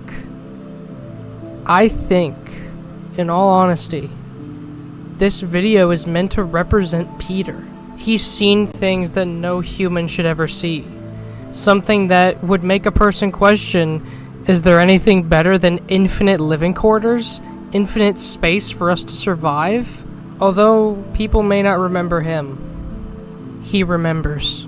This may not be the same async facility he used to be in, but he's in the same place he's always been. Now, we'll get into what happened after Mark got fucking shot in the chest, but after this video came out, the next one was titled Overflow. Market and non-market economies. Well, as I've said, that our negotiations in this area with the Soviets are just beginning. Commerce Secretary Peterson returned yesterday. The video shows us different aerial shots of different places, and in the background is a voice talking about how the USA is settling their Soviet Union differences. And we see a picture for a camera and free speeches on it before eventually cutting and distorting. We then see a familiar tear and see machinery flickering. It's presumably the machinery flickering and suffering while trying to open up the threshold for the first time. We then see a paper being zoomed into, and green lights begin to show behind it, flickering, shaking the room, and we see a name signed onto the paper. Ivan Beck. Cuts to black. And then we're shown a shot of the sky, but it's mirrored. Just like in the video I remember, where we saw lots of mirrored shots. Now, going off my theory earlier that the Backrooms is copying reality, and seeing the sky get mirrored, I'm wondering if the story here is that the Backrooms wasn't mirroring things, wasn't copying things, didn't even exist until Async opened up the threshold. And because of the fact they opened the threshold, the Backrooms began to copy reality. Now, let's talk about a more important situation. Mark, this is Team A. Do you read us? Hey, team, this is Mark. I read you. What is it? We need immediate armed support of room 14C. My team and I are being held at gunpoint by a hostile. I repeat, please send immediate armed support to room 14C. Your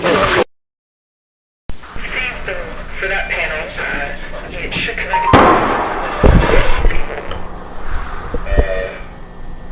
Who's that?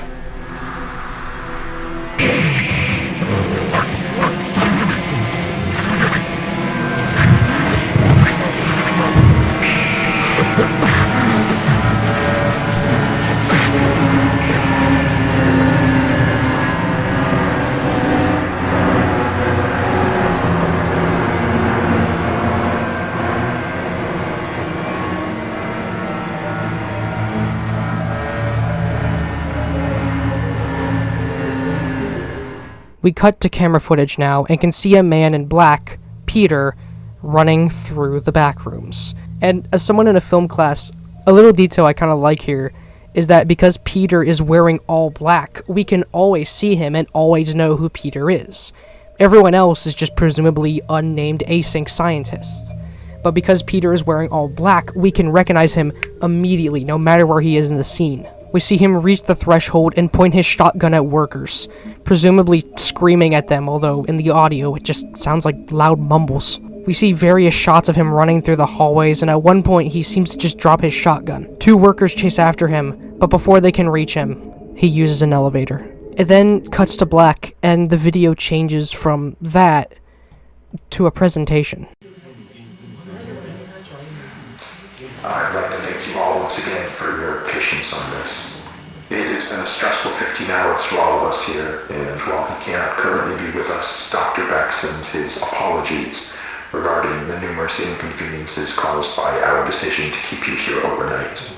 The next over 10 minutes of this video is Async explaining to their workers that they fucked up.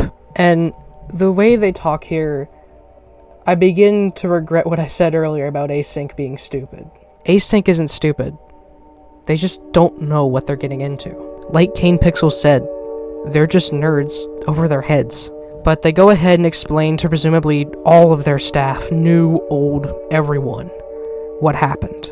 They talk about how Peter went missing, and for over a week, they tried searching for him, but couldn't find him. They eventually realized, since this is all one big government experiment, they can't just announce that Peter went missing in some place outside of reality.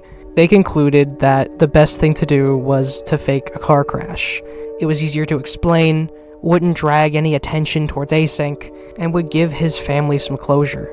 And for a good amount of time, Peter was out of the picture. Upon finding him, they went ahead and sent him to a secure area. Doctors checked on him and found he had no signs of malnutrition, dehydration, nothing. He was exactly like what he was 3 months ago. They were so confused as to what was going on, but since Peter was their camera operator, he had the camera. They found the footage, and like the person presenting says, they're going to save the discussion for later on how this happens, but they see that in that single blink, he traveled forward in time. Peter was completely lost and disoriented when witnessing all the new revolutions and technological improvements of the Threshold. They were able to sit down with him though and tell him everything that had happened and were able to make him understand everything. But then they still faced the issue, wait, we faked him a death story. They realized they could not reverse this easily. This was gonna take some time. Sure, they could throw him out with a new name, but Peter has a wife and kid. You can't just tear a man away from his wife and kid and tell him to just find a new one. But compared to what we saw him in Reunion, he was cooperative. He understood that this wasn't going to be easy. He understood that this was going to take some time. However, this process took way longer than they assumed. And during this whole time, Peter is just stuck here, waiting presumably somewhere in the async facility. And since async is nothing but scientists and not psychologists, they didn't keep in mind him being isolated and deprived of natural sunlight and his family. They didn't realize that would take such a toll on him. It wasn't obvious at first, but over time, the workers found that he was showing symptoms of paranoid schizophrenia. Although async doesn't know fully, they presume that Peter thought that he was basically still in the Backrooms. He thought that this place was still the Backrooms and that these weren't people wanting to help him. These were just humanoid creatures wanting to hurt him. And this is something I have never seen brought up with any sort of Backrooms media whatsoever. If you were to stay in the Backrooms for long enough, would you even consider reality anymore? If you escaped, would you even know it? Would you still think you're in the Backrooms? That is something I have never seen brought up before in any other sort of Backrooms media. It's really a simple concept, but no one's ever done it before. But sorry, back on the video. Async eventually decided that maybe being outside would help him, and we're gonna take him somewhere above ground in a little house to live. But 3 days prior to Reunion, the 22nd of May, he ran back into the Backrooms. Async assumes that those 3 days he spent in there, he realized there isn't another way out of the Backrooms. But maybe Async is still bad. Maybe outside the Backrooms is reality, but Async is wanting to do him harm. I mean, in his eyes, they stole his life. But eventually, they found him, he shot Mark, and broke into the Threshold. Because of how sudden and erratic him breaking in was, the security team didn't exactly have time to respond. Luckily though, another worker, ironically enough, one of them that we saw in Report 2, was able to get the shotgun off of Peter, which is why we don't see him with it when he's running out, because he got it yanked away from him. And eventually Peter did escape, and we finally learn what happened after. Async, as far as they're aware, no one saw Peter. No random Joe, no other workers. Peter himself was running through a hillside. And, well... Now, there's no easy way to say this other than to just say it. I am terribly sorry to inform you all, but Mr. Tench was found deceased halfway down the hillside. The result of an extreme blow to the head. It appears that while he was running through some brush, he failed to anticipate a sudden dip in the ground and tragically fell forward into a large rock. Given the circumstances, it was not something any of us could have anticipated or prevented. The tragedy of the entire situation undoubtedly remains, but Dr. Tench, regardless of how troubled he was in his final days, was a brilliant man who gave his all to this project. He would certainly not want us hindering it in his name. What we're doing here is so much bigger than any one person.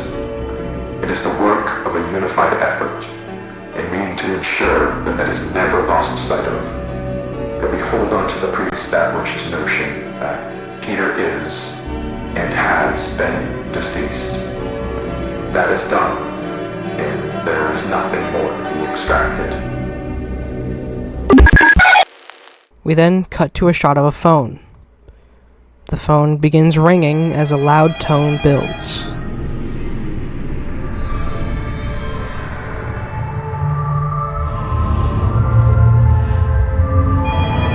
And then the video ends. Now, let's talk about real fast that brief shot we saw of somebody presumably running through the streets. The person themselves, although it could just be the lighting, seems to be wearing all black. This might mean Async lied about Peter's death again. That might have been him at the end calling his wife to let her know that he's still alive. But what if it wasn't? I mean, we've shown throughout these past few videos Async has learned from their mistakes. And it would just be so weird for them to just go ahead and get rid of all that progress they did. So there are two different ways we can look at the ending to this video. Either Async lied about Peter dying in order to just cover it up a second time, and he may or may not become a whistleblower. And I'm going to kind of use something that's not really official here, so kind of take what I say with salt here. Kane Pixels on his second channel has the soundtrack of the Backrooms, featuring tracks used within the series, tracks that have remained unused, and some tracks that, although made, weren't used until many, many videos later. There is one track titled Turn on the TV. Turn on the TV, they hit the Pentagon! They hit the fucking Pentagon! And I mean, listen to this.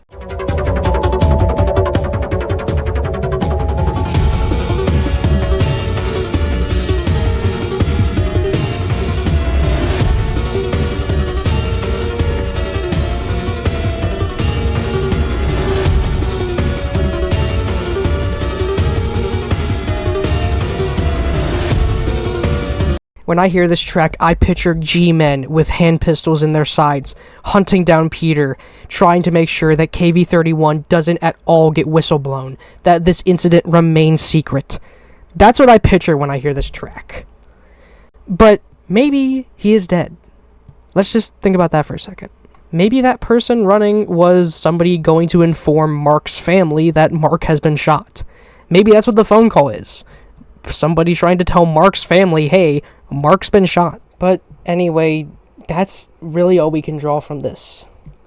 And for a long time, Kane Pixels didn't really work on the series. I mean, he's making a film adaptation of this story. He's working on another horror series named The Oldest View, which, by the way, check it out, it's pretty good. But many, many, many months later, Kane Pixels would release Found Footage 3. Now, when I was making this video, that was the newest video. However, after I began editing this, he released another video titled Lighting and Tile Survey. And I'm just going to be front with you, although interesting, compared to Found Footage 3, is pretty boring. So we're going to get Lighting and Tile Survey out of the way first, and then we'll conclude this with Found Footage 3.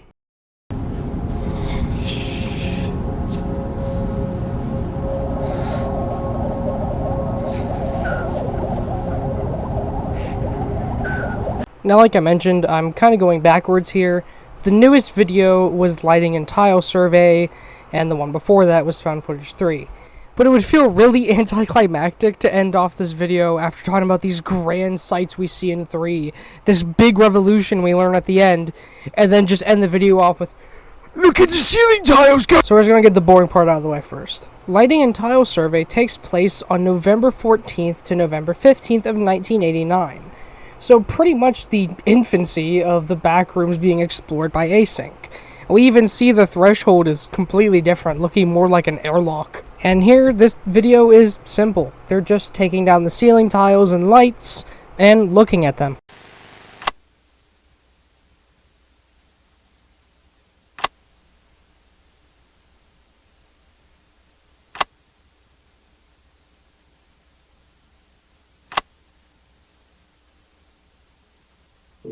After taking down the tile, they look inside and, well, it looks normal. It looks like the average insulated roof of an office building. It only gets a little unnerving when you realize that this exact thing goes on for miles. But a big thing to point out is that there's ventilation here, and also electric cables going into the lights. This presumably means that there is some sort of electrical source powering these lamps. And assuming that these lights have never flickered or been shut off before in all the years they've been on, maybe if they could redirect this power, they have infinite power. As the cameraman is looking inside the ceiling, it abruptly cuts, and we hear a conversation from a doctor named Dr. Julia.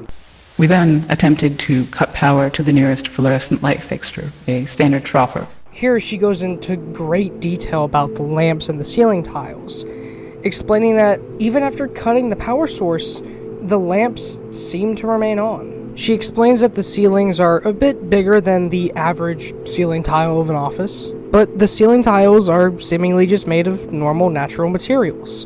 The lights, however, are a bit more weirder. Due to them having 60 hertz, it creates the loud hum that we hear in the background of every video.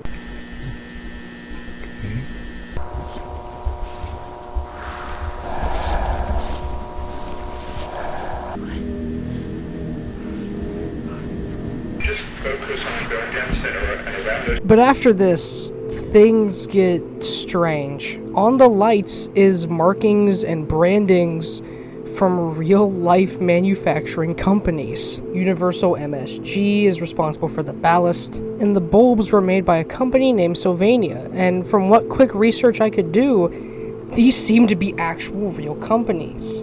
And going off what I said earlier and some theories I had made earlier, it really feels like the Backrooms is trying to copy reality. It seems like it's trying to take control and mimic reality, but does it in such a weird and distorted way. And the lighting tiles having real-life companies on them really supports this. But Found Footage 3 definitely puts my theory in stone.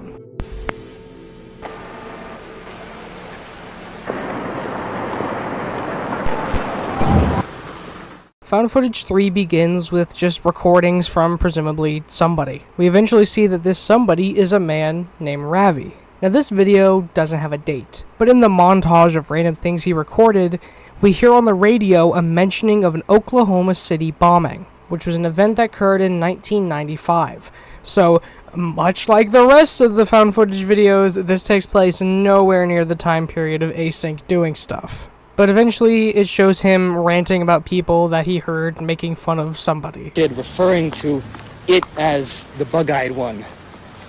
And sure, I like making fun of diseased kids as much as the next guy, but right after that, one of them basically admitted to fault, which, mind you, they aren't doing publicly at all. Now, it's not confirmed, but some people theorize he's talking about Async workers that, like, might be talking about maybe Peter or something, but, like, I think he was just kind of complaining about an asshole he met. He eventually goes ahead and gets back home. Eventually, it cuts to him on the phone, talking to presumably the landlord, somebody, maybe a maintenance company he asked for a while back, asking them if somebody's been sent to check out his lower floors. But they say they haven't sent anybody. And in the background, we can hear somebody thudding around in his house. Yeah, that's it. I was just calling to ask to see if there's anybody supposed to be checking out the downstairs today. It might mean somebody's broken into his house. He goes ahead and takes his camera with him, and for once, actually, them taking the camera with them feels normal. I mean, he's trying to record a burglar here, but he goes downstairs to check out if somebody's there, maybe trying to scare the intruder. I don't know why he just doesn't call 911, to be honest. As he's exploring his lower floors, though, he sees that somebody broke his glass back door.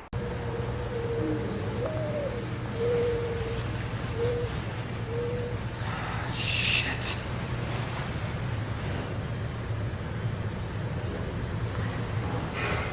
Hey! Someone here? He keeps exploring, now entering his basement to try to find this person. But as he goes through, he finds a brick wall in his basement has been seemingly broken open. He goes to enter and then looks around a corner.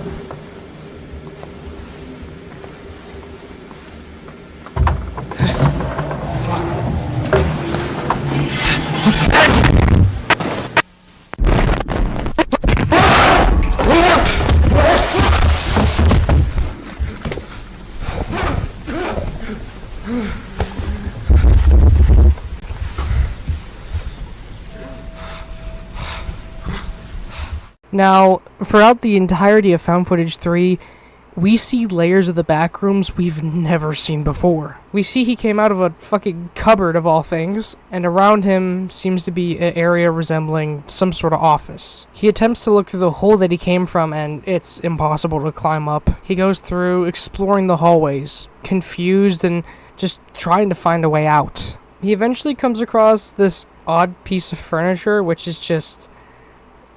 yeah, and any and all sense of this place looking believable is cut off when he finds an area that has a table right next to a door, and behind the door is just bricks. And the room right over is a hole that he could crawl through, but he decides to go back and not crawl through there.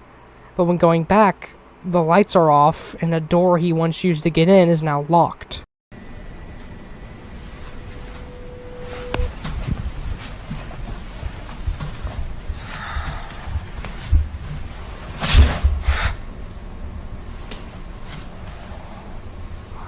It seems like someone or something is toying with him. Probably confused and scared someone's following him, he crawls through the hole, and just keeps entering deeper and deeper into this place. He now arrives in an area much more similar to, say, a house.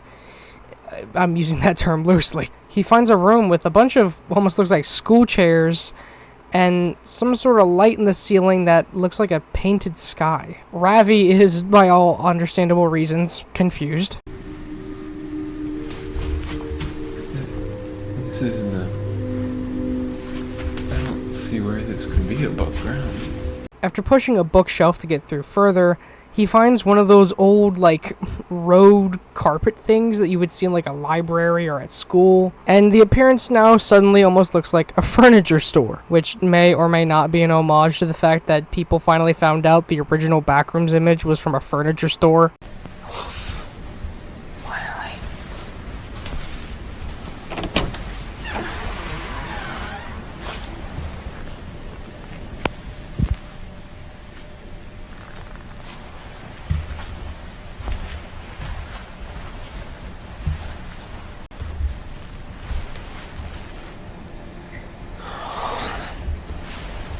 I don't fucking like this. He keeps exploring and finds a shit ton of chairs blocking a door. Almost like somebody's trying to keep something or somebody out. Further ahead around a corner is a room with music coming from it. And he goes in and it looks like a pigsty.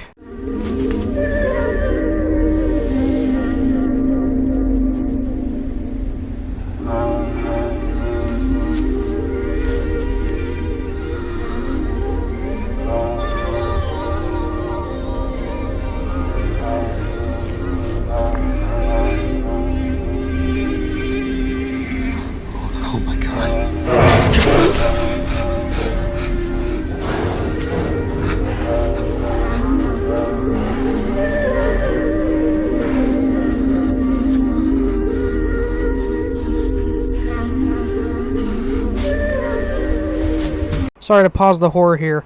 Look, I have tried to find out what he saw in the corner that scared him, and I went to the Canes Pixels fucking Discord for help here, and because of the lighting, the only thing people can assume is either he saw a corpse or saw shit. Like, he saw a physical feces. Whatever it was, it freaked him out, and whatever this is thudding around is not helping him. He bolts back, and when he turns around, the light shut off. He yells to the person, thing, whatever, that he's just trying to find his way out. He has no harm, and continues running backwards. He shuts the door behind him, but as he keeps backtracking, he hears knocking.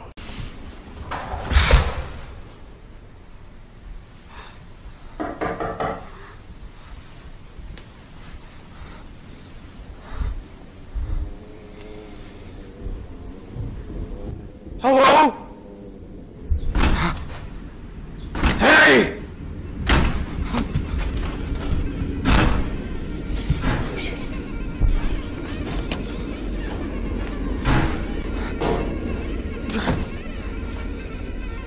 By the way, I just want to mention throughout a lot of this video, the actor of Ravi peeks the mic, which, I mean, going off the idea that this was recorded on some, like, cheap-ass camera makes sense. But because of it, I kind of have to a lot lower the audio.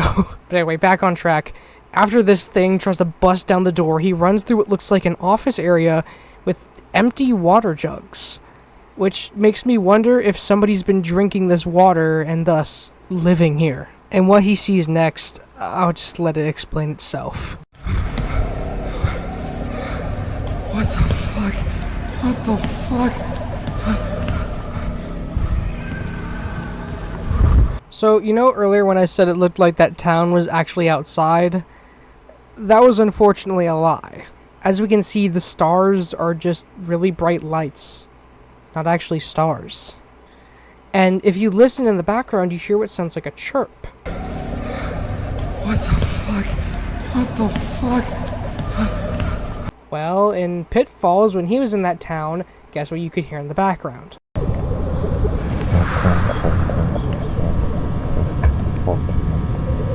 Which means these places might be connected and might not be far away.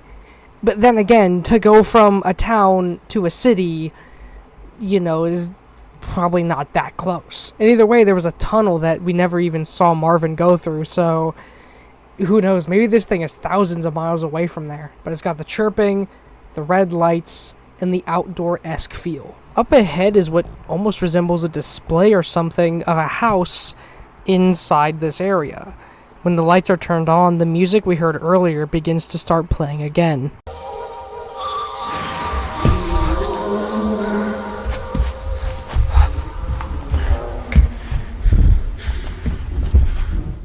Judging by that noise that Ravi just heard, this might be the bacteria monster chasing him. Which, although not the smartest thing, the fact it knows how to mimic a human voice and can turn on and off lights and bust down a door like that, yeah, this thing is not sounding so good. He turns off the lights to try to remain hidden, so if the creature enters, he won't be spotted. And enter it does.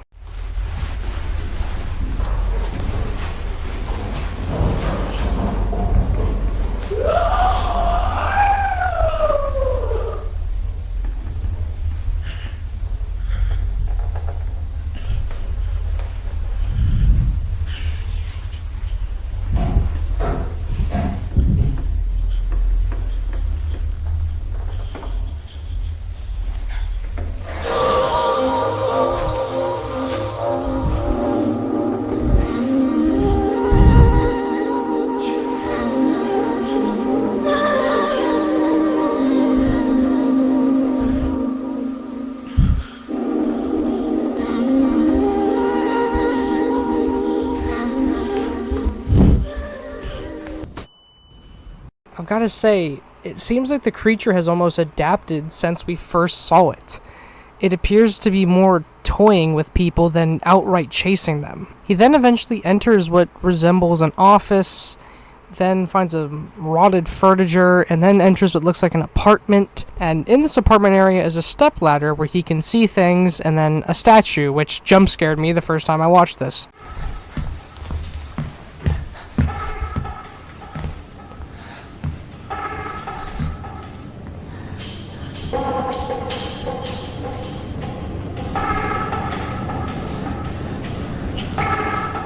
Further on ahead of the speakers is this area with some sort of strange structure. We see repeated pictures of a sun and an area with a large drop. But also there is a radio. Ravi is ecstatic to see a radio and tries calling for help. After waiting a moment, what sounds like a distant radio picks up. Yes. Yes.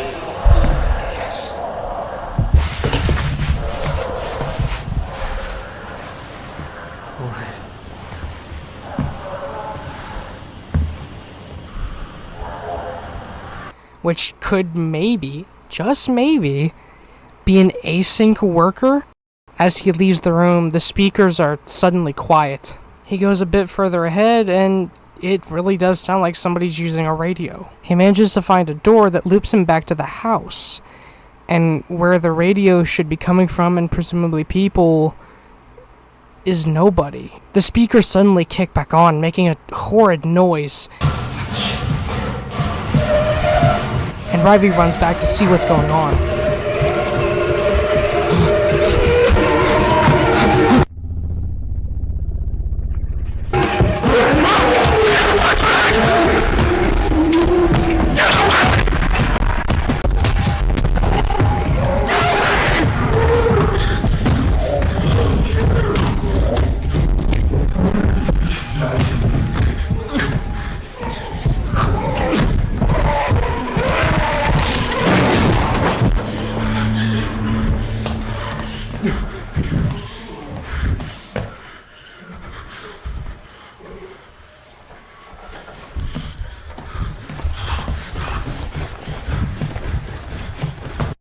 according to Kane Pixels, the name for this creature is Still Life.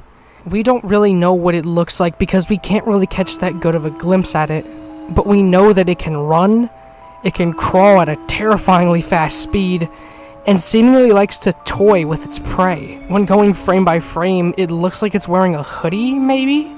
And its face is...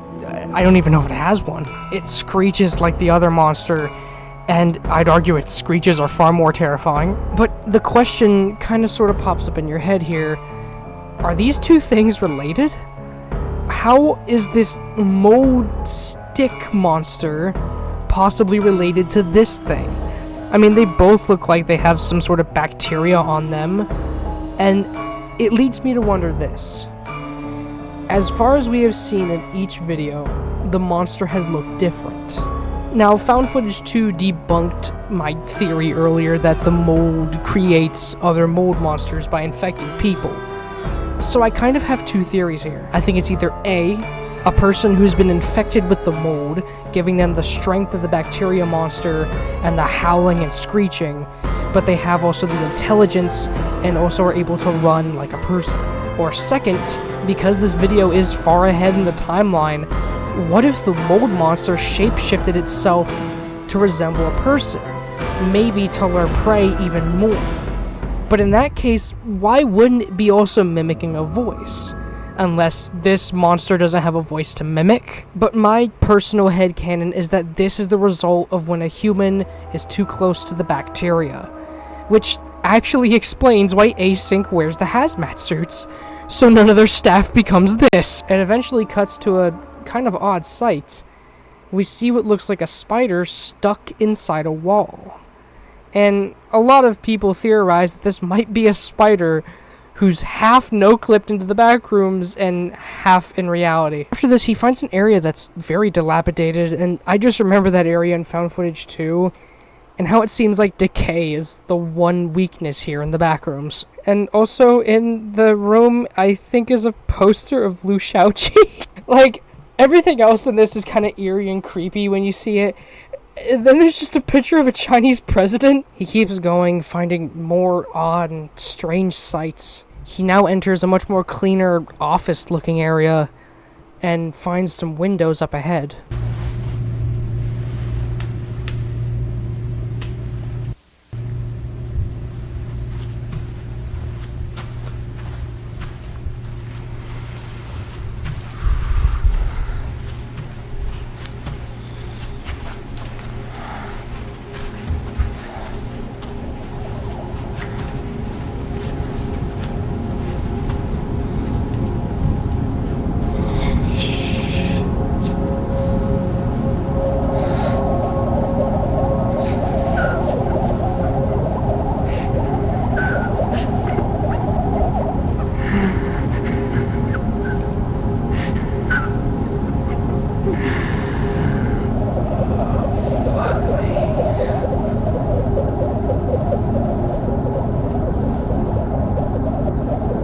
The Backrooms is large in scale, larger than you can even realize sometimes. After all, we only see really the corridors, but if you were to get an outsider's perspective, it would look impossibly huge. And we've barely even scratched the surface with these videos, to be honest. Hell, half the async videos, we just keep re-entering the same locations. Found footage videos are really our only exploration of the place. After some more traveling, he finds himself back in the yellow corridors we're all too familiar with. And after turning a few more corners, he finds out he's looped back to pretty much where he started. He's practically made no progress.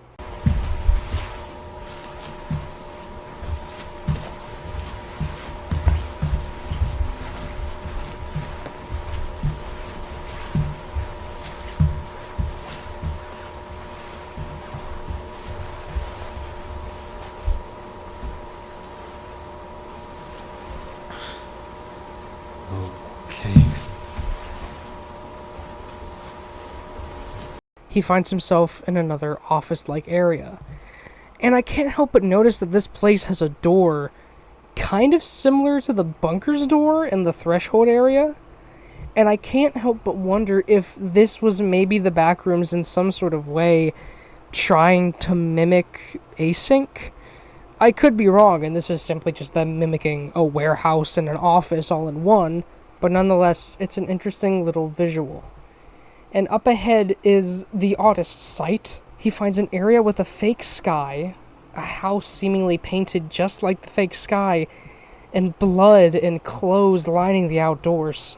He finds what looks like almost a statue half embedded in the floor. He enters the house, seeing bloody footprints within it. In there also appears to be a shoe embedded into the floor, which makes you wonder if maybe items are half no-clipped in here, which could be a possibility. But eventually, near the door, he hears a voice, and I'll try to let you piece this together, but I'll explain it right before something big happens.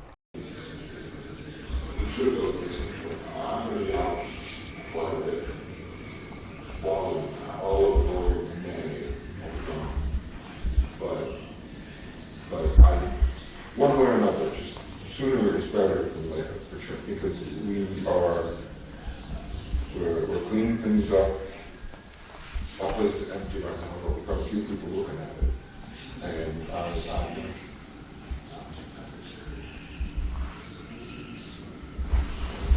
well, you know, it would be helpful if you could come by on Wednesday and have a look at the place. The price is going down by the way.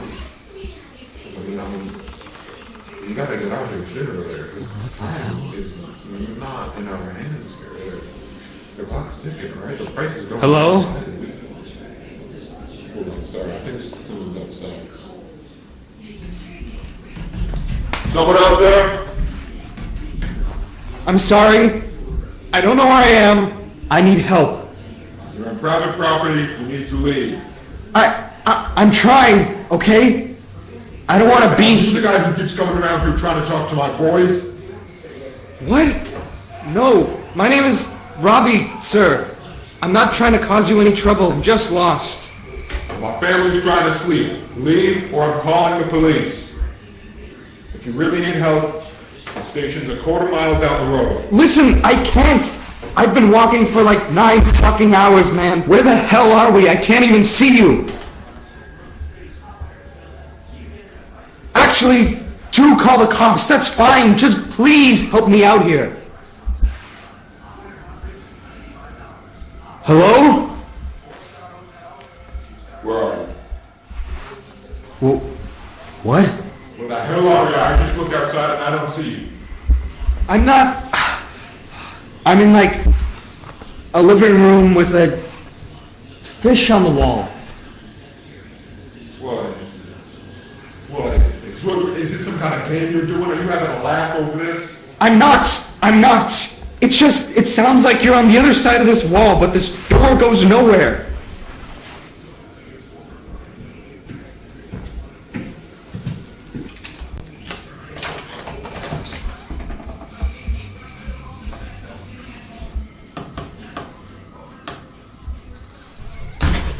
Are you in my walls? What? I don't know where I am! I've been trapped in this goddamn hell building for hours, and you're the first actual person I've found, so can you please just, I don't know, get a hole in the... Ravi is talking to somebody outside of the Backrooms. And this house is somebody's actual house, copied and pasted into the Backrooms. Which means there is thin gateways between reality and the Backrooms, and this explains that one scene we saw back in Informational video. Back when Peter heard talking, that was some sort of thin line between the Backrooms and reality he was hearing out in some busy area. The barrier between the Backrooms and reality is much thinner than we thought. And also, as we can see, the Backrooms very, very clearly tries to copy places and paste them, but it doesn't get them right, and it clearly fucks them up. This one scene changes everything that we understand. The Backrooms simply at one point felt like a one-way tunnel, but now it feels like a two-way tunnel. And it makes me wonder, all the way back in the beginning of this episode, back when there was that hole in his wall and a broken back door window, what if somebody broke out of the back rooms through his basement and was able to get back to reality. The exit itself being behind that wall in his basement. And because it's not just a one-way tunnel, it goes back and forth. When Ravi entered, he fell into the back rooms. When this other person went through, they got popped out in behind that wall. This random Joe decides to try to help him, even though both of them have no fucking clue what's going on. I don't know, man. I don't know. I just need to go home. Why can't you leave? I just told you there's no fucking exit or anything. This place keeps going on forever. Can you just show me where the exit is and I'll be out of here? Okay, alright. Alright, listen, we're having some of the wainscoting here redone. I can open up the wall here, it's still loose, but I need you to move slowly, alright?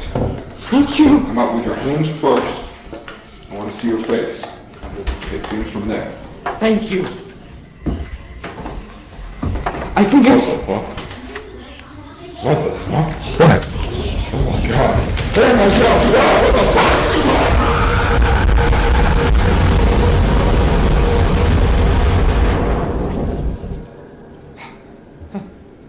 Hello?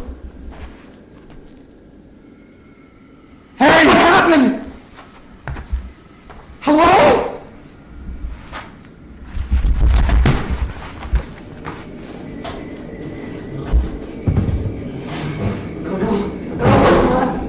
Oh God, please!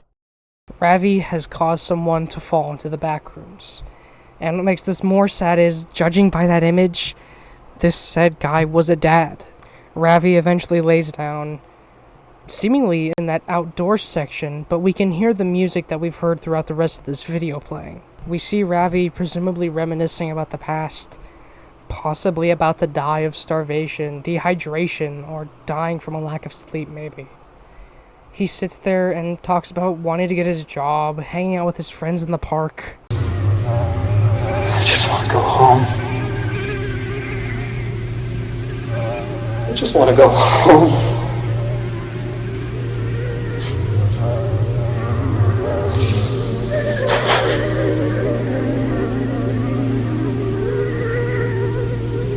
I'm sorry for all the stuff that I did and said.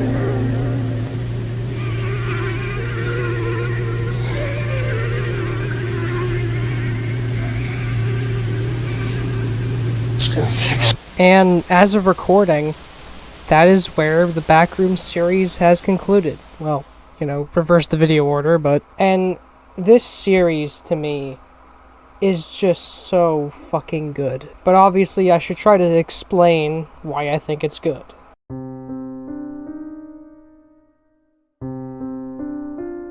The Backrooms used to just be a very simple concept. Just a place outside of reality that if you no-clipped into, like a video game, you would be basically trapped in. And it was such a good idea, but people added to it, and I think adding to it took away the fear. I feel like another good example of media that's in the horror industry that I thought got ruined by so much being added, and I'm gonna get fucking hung for this at the gallows, was Five Nights at Freddy's. I thought the original first 3, maybe 4 games were fine. They were a cool, scary story. And then they added all this sci-fi crap, and it just ruined what made it good. It was never about all this crazy shit. It was the simple concept of a killer in a pizzeria and dead kids. That's what made it scary. And while, yes, Kane Pixel's versions of the Backrooms is by no fucking means simple, I mean, you're watching a 2-hour video talking about it right now, but it has much more simpler lore. The place is easier to understand, and yes, there is still things we don't properly understand. We can't really understand what the green light is. We don't exactly know what creates the monsters. What the hell was that thing in Found Footage 3, and is it related to the other monster? What happened to Peter? Sure, there's still mysteries and unknown things, but it's wrapped in a much more simpler and understandable story. And the Backrooms is by all means more or less the medium to tell the story. And I love that. It's not necessarily a video series about the Backrooms, although yes, it technically is, but I feel like it's more of a story about Async and the horrible things that has happened with them. The fact that they lost a coworker after not understanding how to handle someone that got fast-forwarded in time is something I remember far much more than the spooky yellow hallways. And I will not lie, the monster in this series will forever stick in the back of my mind, and as far as I'm aware, half the internet has just seemingly headcanon that this is the official Backrooms level 1 monster, which, can I just say, kind of a shitty thing that a lot of Backroom games just have that thing in it, even though it's not related to the wiki, but related to Kane Pixels.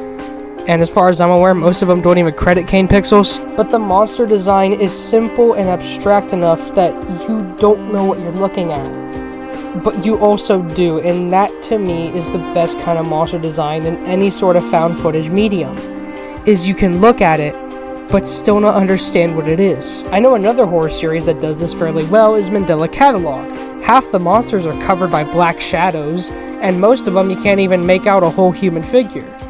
But that's what makes them scary, because you can't really tell what you're looking at. But if I'm trying to make a long story short here, The Backrooms is just a simple horror series now. There's no levels, there's no rankings, civilizations, entity oh my god, there's no entity list. It's simply just a place being poked around and explored by nerds who don't know what lies within, and neither do we as a viewer. We as a viewer, although we have a little bit of a heads up thanks to the found footage videos, basically know about as much as Async. And the monster that lies within, although it's terrifying, and every episode I damn well think it's going to show up, it almost never does. And so when it does show up, it's so shocking and terrifying because you didn't expect it. Compare this to most other analog horror, where their monsters are either overused, or every single episode has to have a monster. Sometimes the scariest thing is just the Backrooms itself. Just the hallways. Just the fact that time is fucked here. The fact that there's such large drops. The fact that this place seems to copy reality. That alone is scary. The terror doesn't have to rely on all this other bullshit to make it actually scary. It just relies on basic human fear. The fear of the unknown, the fear of things beyond our comprehension, and the fear of death. As to where the story will go after this, who's to say? Kane Pixels has confirmed that after he's done making the Backrooms film, he will continue to work on this series. This series isn't over yet just because of the film. Kane Pixels himself has basically said this story is too large to make into a feature-length film. Only time will tell what will happen in this series. Only time will tell if anybody else dies. Maybe Async is gone by the 2000s. Maybe some of these newer videos will take place in the 2000s. But no matter what, The Backrooms will always be a horrifying series. A horrifying series of when our universe, our own space and time, a series about when our reality cracks.